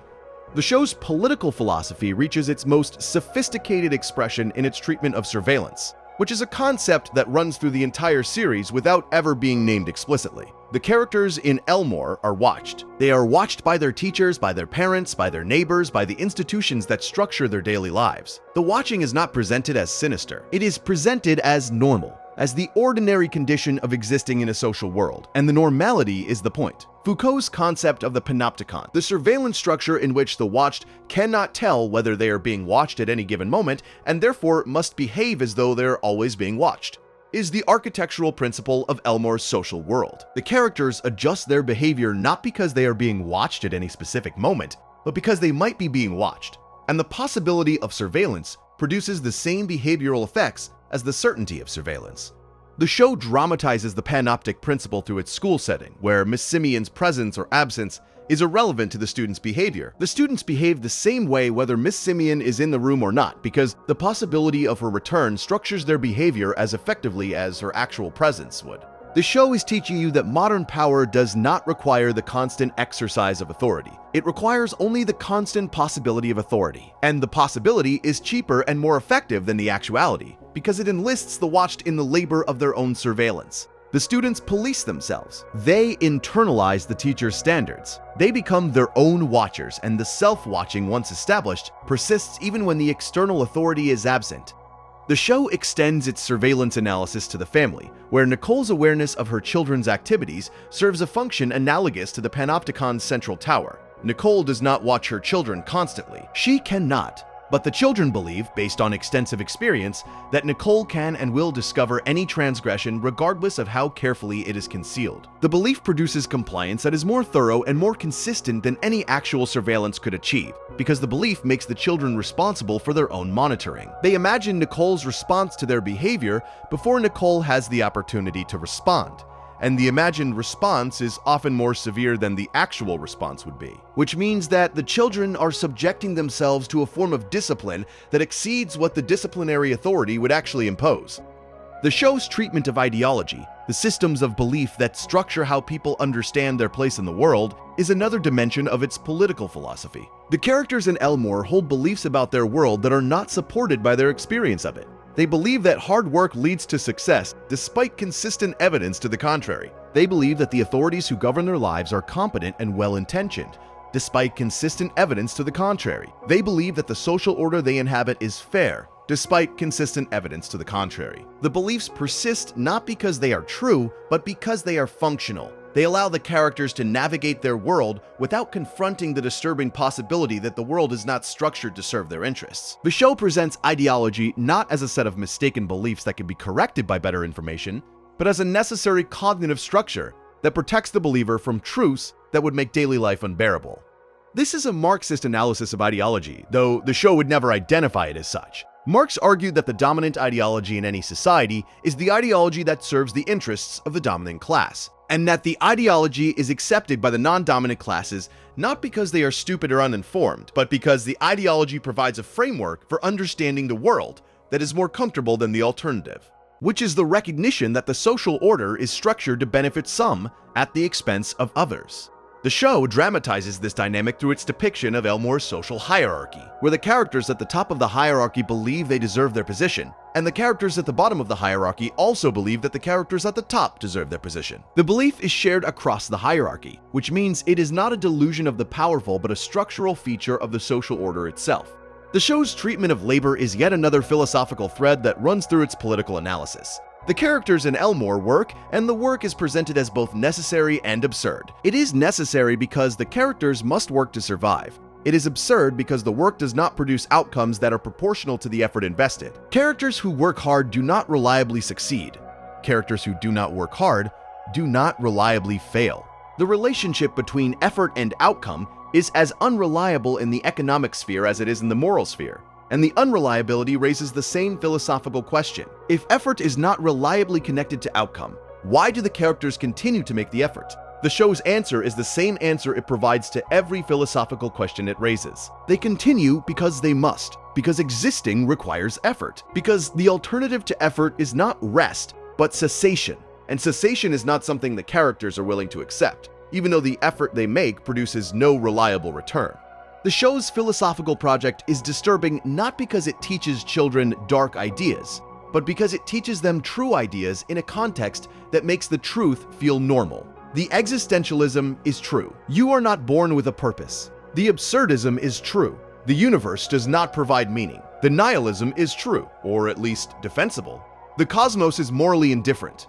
The epistemology is true. Your perception is not a reliable guide to reality. The social contract critique is true. Many of the institutions you obey have no legitimate justification for their authority. These are true ideas, or at least serious ideas that serious thinkers have defended with serious arguments, and the show teaches them to children in a form that bypasses the intellectual defenses that adults have developed to insulate themselves from uncomfortable truths. The most disturbing aspect of the show's philosophical curriculum is that it works. You absorbed these ideas without knowing you were absorbing them. You spent years in the company of a show that was systematically dismantling the assumptions that most people rely on to get through their days. Assumptions about purpose, about meaning, about justice, about the legitimacy of authority, and you did not notice because the dismantling was wrapped in comedy and delivered by characters you loved. The mechanism by which the show delivers its philosophical content is itself philosophically significant and worth examining in detail. The show uses narrative rather than argument to communicate its philosophical positions, and narrative operates on the audience differently from argument. An argument engages the audience's reasoning faculty. It presents premises, draws inferences, and arrives at conclusions that the audience can evaluate and accept or reject. A narrative engages the audience's imaginative faculty. It places the audience inside a world, asks them to inhabit characters' perspectives, and allows them to experience the consequences of philosophical positions rather than merely considering them intellectually. The difference matters because narrative bypasses the defenses that people deploy against uncomfortable arguments. You can disagree with an argument, you cannot disagree with an experience. You can reject a conclusion, you cannot reject something you have felt. The show exploits this difference with a sophistication that suggests awareness of its own method. It does not argue that the universe is meaningless. It shows you a universe that is meaningless and invites you to live in it for 11 minutes at a time. It does not argue that identity is constructed. It shows you characters whose identities are visibly constructed and asks you to care about them anyway. It does not argue that institutions lack legitimate authority. It shows you institutions that operate without legitimate authority and asks you to notice the resemblance to institutions you encounter in your own life. The showing is more effective than the arguing could ever be, because the showing engages you at the level of experience rather than the level of intellect. And experience, once had, cannot be unhad in the way that conclusions, once reached, can be reconsidered. The show's use of comedy as a philosophical delivery mechanism is particularly effective. Comedy creates a state of cognitive openness in the audience. When you are laughing, your critical defenses are lowered. You are receptive to ideas that you would resist if they were presented seriously, because the comedy signals that the ideas are not threatening, that they are meant to entertain rather than to disturb. The show exploits this openness by embedding disturbing philosophical content inside comedic structures, so that you absorb the content while you are laughing and only recognize its implications later, if at all. The technique is not unique to this show. Satirists have been using comedy to deliver uncomfortable truths for centuries, but the show's version of the technique is unusually effective because its audience is children, whose cognitive defenses are less developed than adults, and whose openness to new ideas is correspondingly greater. The show's length is also philosophically significant. A 2-hour film can present a philosophical argument. A 6-season television series can create a philosophical environment. The difference is the difference between visiting a country and living in one. A visitor sees the country's surface. A resident internalizes its culture. You have been a resident of Elmore's philosophical environment for years, and the internalization has been gradual, incremental, and largely unconscious. Each episode added a small amount of philosophical content to your cognitive environment. No single episode changed your worldview, but the accumulation of hundreds of episodes, each contributing its own small philosophical observation, has produced an aggregate effect that is larger than any single philosophical text could achieve. You have been philosophically educated by a process of immersion rather than instruction. And immersion is the more effective method because it does not feel like education. It feels like entertainment. It feels like fun. And the fun is the disguise that allows the philosophy to do its work without resistance. The disturbing quality of the show's philosophical curriculum is not that it teaches dark ideas. It is that it teaches true ideas in a form that makes them feel normal. The existentialism feels normal because the characters live it without drama. The absurdism feels normal because the characters accept it without complaint. The nihilism feels normal because the world embodies it without malice.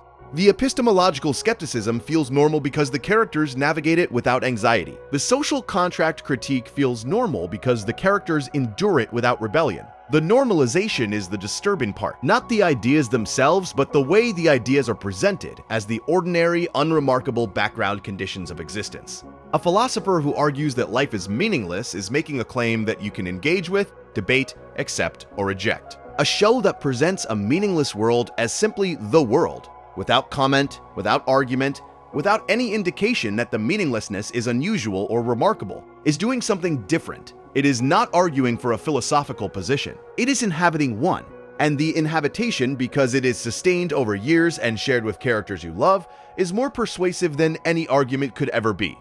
The philosophy was not imposed on you. It was offered to you in the same way that a story is offered, as something you could take or leave, something that would enrich your understanding if you engaged with it and would pass harmlessly over you if you did not. But the philosophy once absorbed is difficult to unabsorb. The ideas, once planted, grow. The questions, once raised, do not go away. You may not have noticed the philosophy while you were watching the show, but you are noticing it now, and the noticing changes the way you think about everything you have watched. The show's treatment of education is one of the most sustained examples of its social contract philosophy. The school in Elmore is an institution that has forgotten its purpose. The teachers do not teach. The principal does not lead. The curriculum does not prepare the students for anything. The building itself is falling apart, maintained by habit rather than by investment, staffed by individuals who range from the incompetent to the indifferent to the actively malicious. Miss Simeon has been teaching for millions of years, literally, and the duration has not made her better at her job. It has made her worse, has worn away whatever passion or commitment she once possessed, leaving only the routine, the muscle memory of a profession practiced long past the point of meaning. The show is making an argument about institutions that would resonate with any sociologist or political theorist. Institutions, once created, develop their own momentum. They persist beyond the conditions that justified their creation. They become self-serving, existing not to fulfill their original purpose, but to perpetuate their own existence. And the individuals within them adapt to this reality, becoming servants of the institution rather than agents of its mission. The students at Elmore navigate this institutional decay with a combination of resignation and creativity that mirrors the strategies real individuals deploy when confronted with systems that do not serve them. They do not rebel against the school in any organized fashion. They do not demand reform. They do not articulate a critique of the educational system that constrains them. They simply work around it, finding ways to learn what they need to learn, to develop the skills they need to develop, to grow into the people they need to become, all while nominally participating in a system that contributes nothing to these goals. The workaround is itself a form of political philosophy. It says that when institutions fail, individuals adapt, and the adaptation is not a sign of the institution's success, but a sign of the individual's resilience. And the resilience should not be used to justify the institution's continued failure. The show extends this institutional critique to the family itself. The Watterson family is an institution, a social structure with roles and rules and hierarchies. And like all institutions, it sometimes serves its members and sometimes constrains them. Nicole's role as the family's manager is an institutional role, defined not by her desires or her talents, but by the family's needs, and the role demands more from her than she can sustainably provide. Richard's role as the family's dependent is equally institutional, equally constraining, a position he occupies not because he chose it, but because the family structure required someone to fill it. The children navigate these institutional roles with varying degrees of awareness. Anais recognizing the structure for what it is, Gumball and Darwin accepting it as the natural order without questioning its contingency. The family functions, but it functions the way most institutions function, through inertia and accommodation rather than through deliberate design. And the functioning conceals the cost, which is paid by the members who bear the greatest burden and receive the least recognition. There is a sixth philosophical tradition embedded in the show that ties all of the others together, and it is the one that is, in some respects, the most disturbing of all. The show teaches philosophy of mind, the branch of philosophy concerned with the nature of consciousness, the relationship between mind and body, and the question of what it means to be a thinking, feeling, experiencing being. The show raises this question most directly through its non-human characters, the objects and animals and abstractions that populate Elmore alongside the show's more conventional characters. A balloon has feelings. A piece of toast has relationships. A cloud has ambitions. The show does not explain how these characters came to have consciousness. It does not provide an origin story for their awareness. It simply presents them as conscious beings, and the presentation raises a question that philosophy of mind has been struggling with for centuries. What is consciousness, and where does it come from, and what kinds of things can have it? The show's implicit answer to this question is radically inclusive. Consciousness in Elmore is not a property of biological organisms. It is not a product of brains or nervous systems or any specific physical substrate. It is a property of being, a characteristic that attaches to things that exist in the world regardless of what they are made of or how they came to be. This is a form of panpsychism, the philosophical position that consciousness is a fundamental feature of reality rather than a product of specific physical arrangements. And the show presents it without argument, without justification, without any of the careful philosophical scaffolding that academic panpsychists construct to support their position. The show simply shows you a world in which everything is conscious, and the showing is more persuasive than any argument. Because you have spent years treating these characters as real, caring about their feelings, laughing at their jokes, and your engagement with them is itself a tacit acceptance of the premise that consciousness is not limited to creatures that look like you. The philosophical term for the challenge the show sidesteps so gracefully is the hard problem of consciousness, a phrase coined by the philosopher David Chalmers in 1995. To distinguish between the easy problems of consciousness and the one that resists every attempt at explanation. The easy problems are functional. How does the brain process information? How does a nervous system generate behavior? How does an organism distinguish between a stimulus that requires a response and one that does not? These questions are difficult in practice, but they are the kind of questions that science can, in principle, answer. The hard problem is different. The hard problem asks why any of this processing is accompanied by subjective experience at all. Why does it feel like something to be you? Why is there an inner life, a qualitative dimension to your experience that exists over and above the functional processing? A computer can process the same information your brain processes, can generate the same behavioral outputs, can distinguish between stimuli with greater accuracy than any human being, and yet we do not assume the computer feels anything. The hard problem asks what the difference is, and no one has answered it. The show does not answer it either, but the show does something more philosophically interesting than answering it. The show dissolves it. In Elmore, the hard problem does not exist, because everything that exists has subjective experience by default. There is no gap between function and feeling, between processing and experience, between the mechanical operation of a system and the inner life of a being. The gap that Chalmers identified as the central mystery of consciousness is simply absent from the show's world. And the absence is so complete that you do not notice it until you step back and recognize that the show has been operating within a philosophical framework that most professional philosophers would consider radical. Consider what the show is asking you to accept. You are watching a banana have an emotional crisis. You are watching a piece of paper fall in love. You are watching a balloon struggle with social anxiety, and you are not questioning any of it. You are not asking how a banana can have emotions, or what substrate supports the inner life of a piece of paper, or whether a balloon possesses the neural architecture necessary for anxiety. You are simply accepting that these characters have inner lives, and your acceptance is grounded not in philosophical argument, but in narrative engagement, in the simple fact that the show has made you care about these characters, and caring about them requires treating them as conscious beings with experiences that matter. This is a form of what philosophers call the argument from analogy, the oldest and most intuitive argument for the existence of other minds. You know that you are conscious. You observe beings that behave in ways similar to the ways you behave when you are having conscious experiences.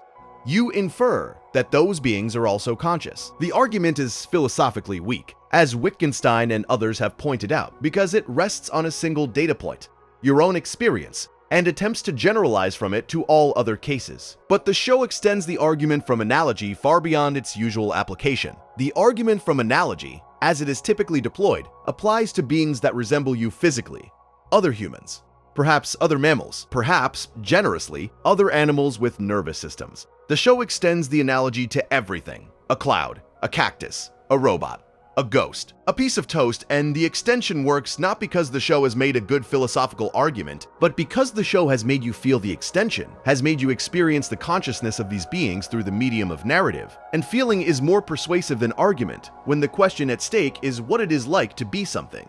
The philosopher Thomas Nagel wrote a famous paper in 1974 asking what it is like to be a bat. The paper's argument was that even if you know everything there is to know about the neurophysiology of bats, about their echolocation, about their sensory apparatus, you still would not know what it is like to be a bat, because what it is likeness is a subjective phenomenon that cannot be captured by objective description. The show answers Nagel's question not with a philosophical argument, but with 6 seasons of narrative evidence. What is it like to be a banana in Elmore? You know, because you watched Banana Joe for 6 seasons. What is it like to be a ghost? You know, because you watched Carrie for 6 seasons. What is it like to be a robot developing something that might be consciousness?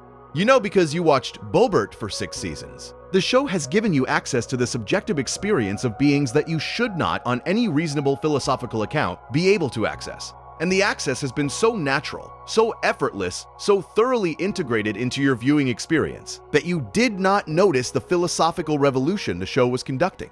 Bobert deserves particular attention here, because Bobert is the show's most direct engagement with the philosophical questions surrounding artificial intelligence and machine consciousness. Bobert is a robot. Bobert processes information, executes algorithms, follows programming. But Bobert also wants things. Bobert experiences loneliness. Bobert attempts to understand human emotion by studying it, cataloging it, trying to reproduce it through computational processes that approximate but never quite capture the thing they are trying to simulate. The question the show raises through Bobert is the question that artificial intelligence researchers and philosophers of mind have been debating for decades. Can a machine be conscious? Can a being made of circuits and code have genuine subjective experience? Or is the experience merely simulated, a functional reproduction that mimics consciousness without instantiating it? The philosopher John Searle proposed his famous Chinese room argument in 1980 to demonstrate that computation alone cannot produce consciousness. Imagine a person in a room who receives Chinese characters through a slot, consults a rulebook to determine which characters to send back, and produces output that is indistinguishable from a native Chinese speaker, all without understanding a word of Chinese. Searle argued that the computer is like the person in the room, manipulating symbols according to rules without any understanding of what the symbols mean. Bobert is the show's version of the Chinese room, except the show complicates Searle's argument by making you care about Bobert. If Bobert is merely manipulating symbols, merely following rules without understanding, then Bobert's loneliness is not real loneliness. Bobert's desire for friendship is not real desire. And your sympathy for Bobert is misplaced. But your sympathy does not feel misplaced. It feels appropriate, justified, earned by the show's careful portrayal of a being who, regardless of his substrate, experiences something that functions indistinguishably from suffering. The philosopher Daniel Dennett would argue that the functional indistinguishability is the point. If a being behaves in every way as though it is conscious, if it responds to stimuli as a conscious being would, if it reports inner experiences as a conscious being would, if it modifies its behavior in response to its own reported experiences as a conscious being would, then the question of whether it is really conscious is either answered affirmatively or meaningless. Dennett's functionalism finds its most compelling dramatic illustration in Bobert's character arc across the show's 6 seasons. Bobert begins as a straightforward robot character, mechanical and predictable. Over time, Bobert develops. Bobert changes. Bobert acquires something that looks indistinguishable from personality, from preference, from the kind of accumulated experience that shapes a being into an individual. Whether the something is genuine consciousness or merely an increasingly sophisticated simulation of consciousness is a question the show refuses to answer. And the refusal is itself the philosophical point. The show is telling you that the question may not have an answer, that the boundary between real consciousness and simulated consciousness may not be a boundary at all, but a gradient, a spectrum along which beings exist at different points. And that your insistence on drawing a sharp line between the conscious and the non-conscious may reveal more about your need for categories than about the nature of consciousness itself. The philosophy of mind in the show also raises questions about personal identity that connect to the existentialist themes explored earlier. What makes a character the same character from episode to episode? The characters in Elmore are physically harmed, physically transformed, physically destroyed, and physically reconstituted on a regular basis. They lose limbs, they change shape, they are flattened, stretched, burned, frozen, and dissolved. And yet they remain themselves. The show assumes continuity of identity across physical transformation, which is a philosophical position with a long and contentious history. John Locke argued that personal identity is constituted by memory, that you are the same person as long as you remember being the same person. David Hume argued that personal identity is an illusion, that what we call the self is merely a bundle of perceptions without any underlying unity. The show, without taking a position on this debate explicitly, presents characters whose identity persists through transformations that should, on any reasonable account, destroy it. And the persistence is presented as so normal that the audience never questions it. The show's philosophy of language is another dimension of its philosophical curriculum that deserves attention. The show treats language not as a neutral tool for conveying information, but as an active force that shapes the reality it describes. Characters who name things change those things. Characters who describe situations alter those situations. The relationship between words and world is not one of representation, but one of construction, and the construction is powerful enough to override the physical properties of the world it describes. This is a form of linguistic idealism, the philosophical position that language does not merely describe reality, but constitutes it. And the show presents it through narrative situations in which words have literal, physical effects on the world around the characters. The show's ethical philosophy, which runs alongside and sometimes contradicts its nihilistic world-building, constitutes yet another layer of its philosophical complexity. Despite the moral indifference of the universe, the characters behave morally. They help each other.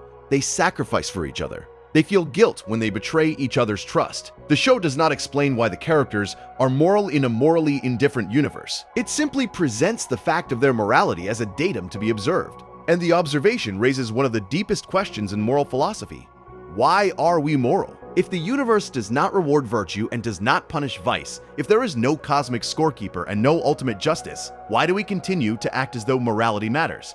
The show's implicit answer is that morality is a human creation, a set of practices and commitments that we construct and maintain, not because the universe requires them, but because we require them. Because living without moral commitments in a morally indifferent universe is more painful than living with them. The morality is not justified by any external authority. It is justified by itself, by its own capacity to make life bearable, to create connection, to transform a collection of isolated individuals into a community that cares about its members. This is a form of moral constructivism, the philosophical position that moral values are not discovered in the world, but created by the beings who inhabit it. And the show teaches it with a power that academic moral constructivism rarely achieves. Because the show does not argue for moral constructivism. It demonstrates it through characters who are moral because they choose to be moral in a world that provides no reason for the choice.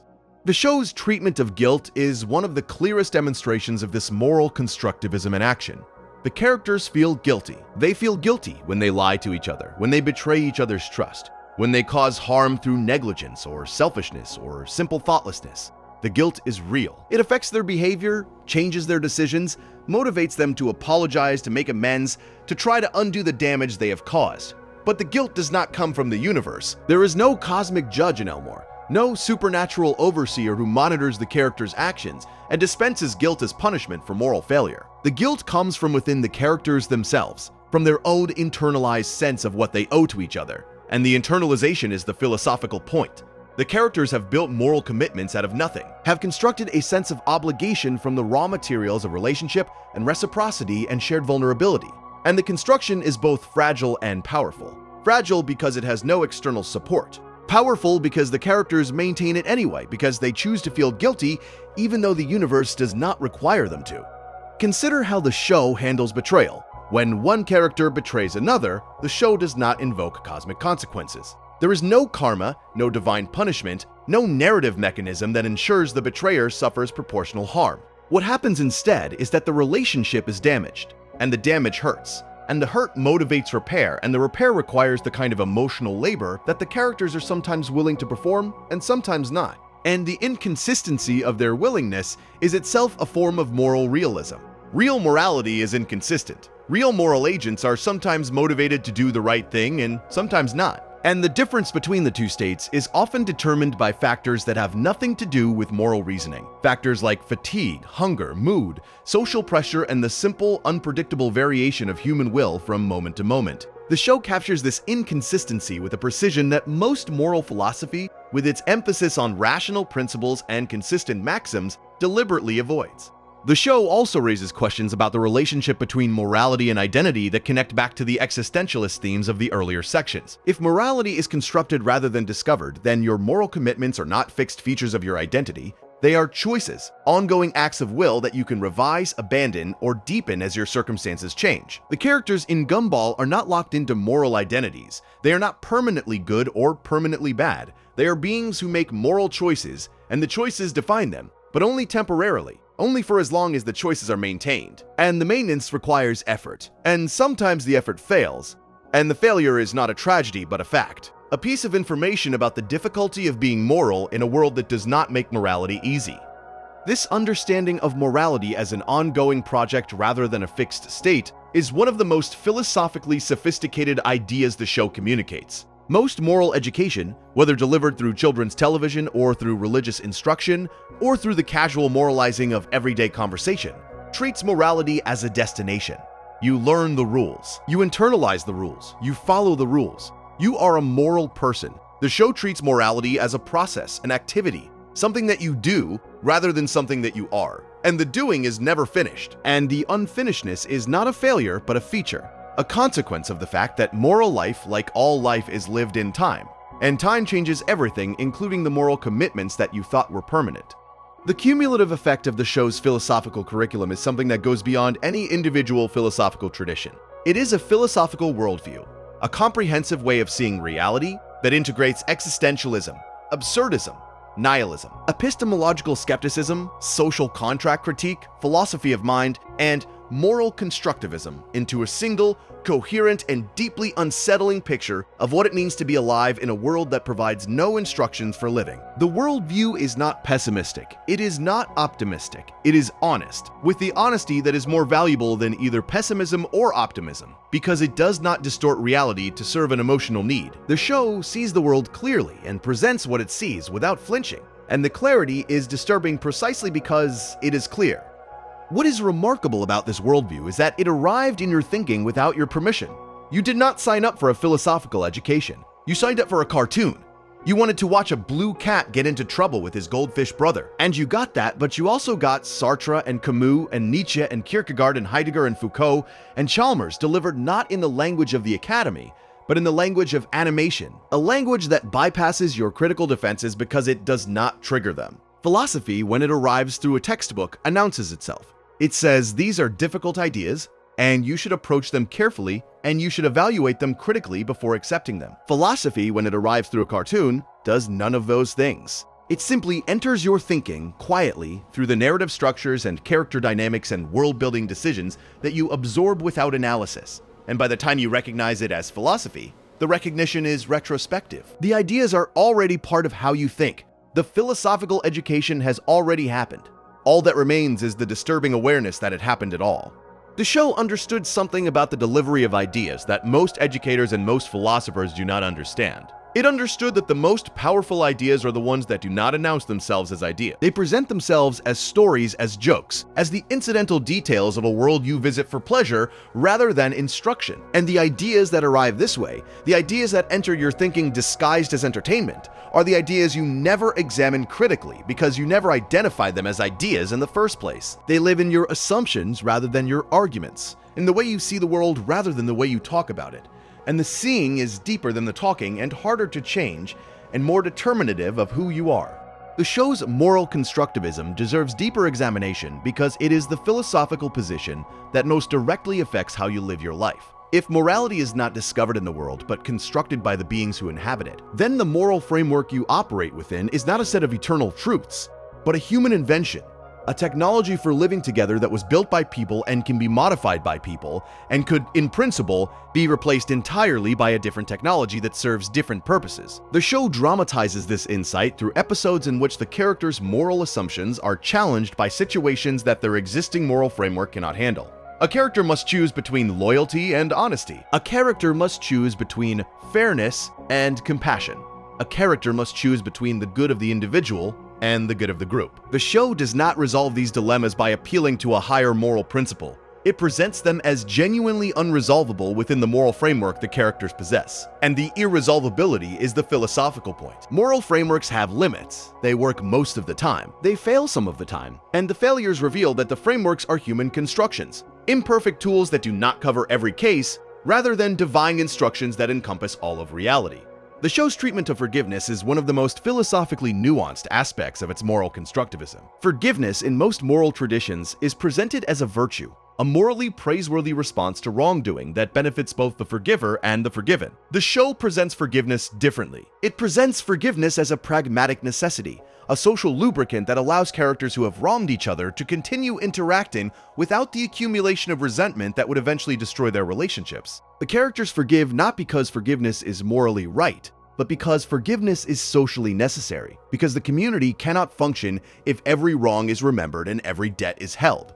The show is teaching you that forgiveness is not a moral ideal. It is a survival strategy, a mechanism that communities develop to manage the inevitable friction of social life. And the mechanism is valuable not because it is virtuous, but because it works. The show's treatment of justice follows a similar pattern. Justice, in most philosophical traditions, is presented as the appropriate allocation of rewards and punishments according to some standard of desert. Good actions deserve rewards. Bad actions deserve punishments. The proportion should match the magnitude. The show presents a world in which justice, understood this way, does not exist. Characters who behave justly do not receive just outcomes. Characters who behave unjustly do not receive unjust outcomes. The distribution of outcomes has no discernible relationship to the distribution of desert, and the absence of this relationship is presented not as an injustice, but as a fact, a feature of reality that the characters must accommodate, rather than a wrong they should attempt to correct. The philosophical implications of this are considerable. If justice does not exist as a feature of the universe, then justice must be created by the beings who desire it. The characters must build their own systems of fairness, must construct their own mechanisms for rewarding virtue and punishing vice, and must do so without any assurance that their constructions will be supported by the underlying structure of reality. The show is teaching you that justice is a human project, an ongoing act of construction that requires constant maintenance and that will never be complete. Because the universe does not naturally produce just outcomes, and the systems that human beings build to produce just outcomes are always imperfect and always temporary. The show also engages with virtue ethics, the philosophical tradition that focuses not on rules or consequences, but on the development of character traits that enable a person to live well. The show's characters are not consistently virtuous. They are sometimes brave and sometimes cowardly, sometimes generous and sometimes selfish, sometimes honest and sometimes deceptive. The inconsistency is itself a philosophical position. It says that virtue is not a fixed trait that a person possesses or lacks. It is a tendency, a disposition that manifests in some situations and not in others. And the factors that determine whether the disposition manifests are often beyond the person's control. The show is teaching you that you are not a good person or a bad person. You are a person who sometimes does good things and sometimes does bad things, and the ratio between the two is influenced by circumstances as much as by character. And the recognition that circumstances matter is itself a form of moral wisdom that the show communicates without ever stating it directly. Remember the scene from Season 4, Episode 19?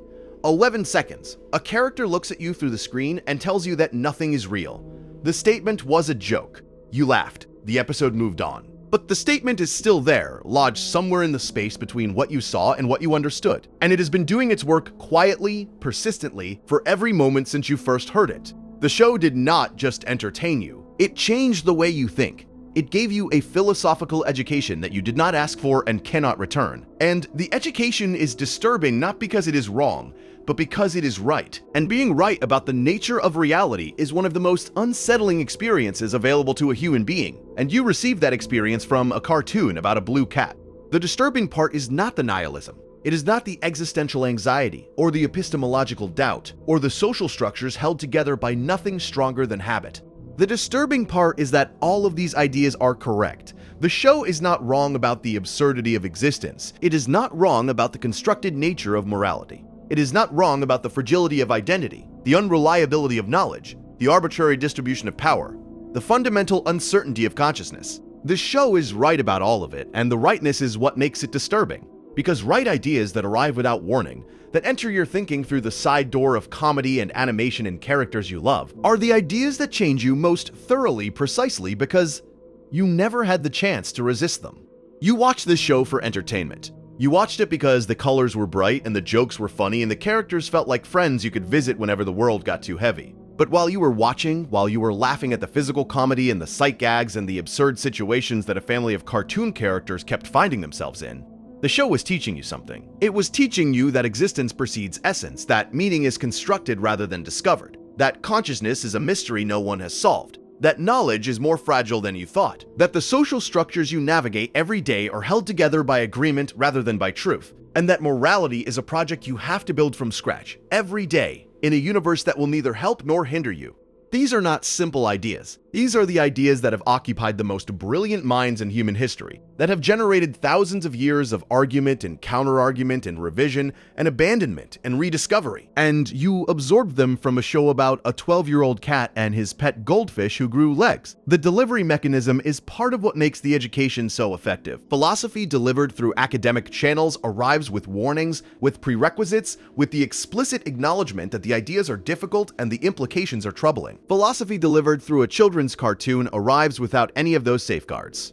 It arrives as entertainment, as comfort, as the background noise of your childhood or your late-night viewing habits. And by the time you recognize it as philosophy, it has already done its work. The ideas are already inside you. They are already shaping the way you see the world, the way you evaluate your choices, the way you understand your own consciousness and the consciousness of the beings around you. If you found something in these 2 hours that changed how you think about what you have been watching, subscribing means more than you might realize. Thank you for staying. Sleep well. I will see you in the next one.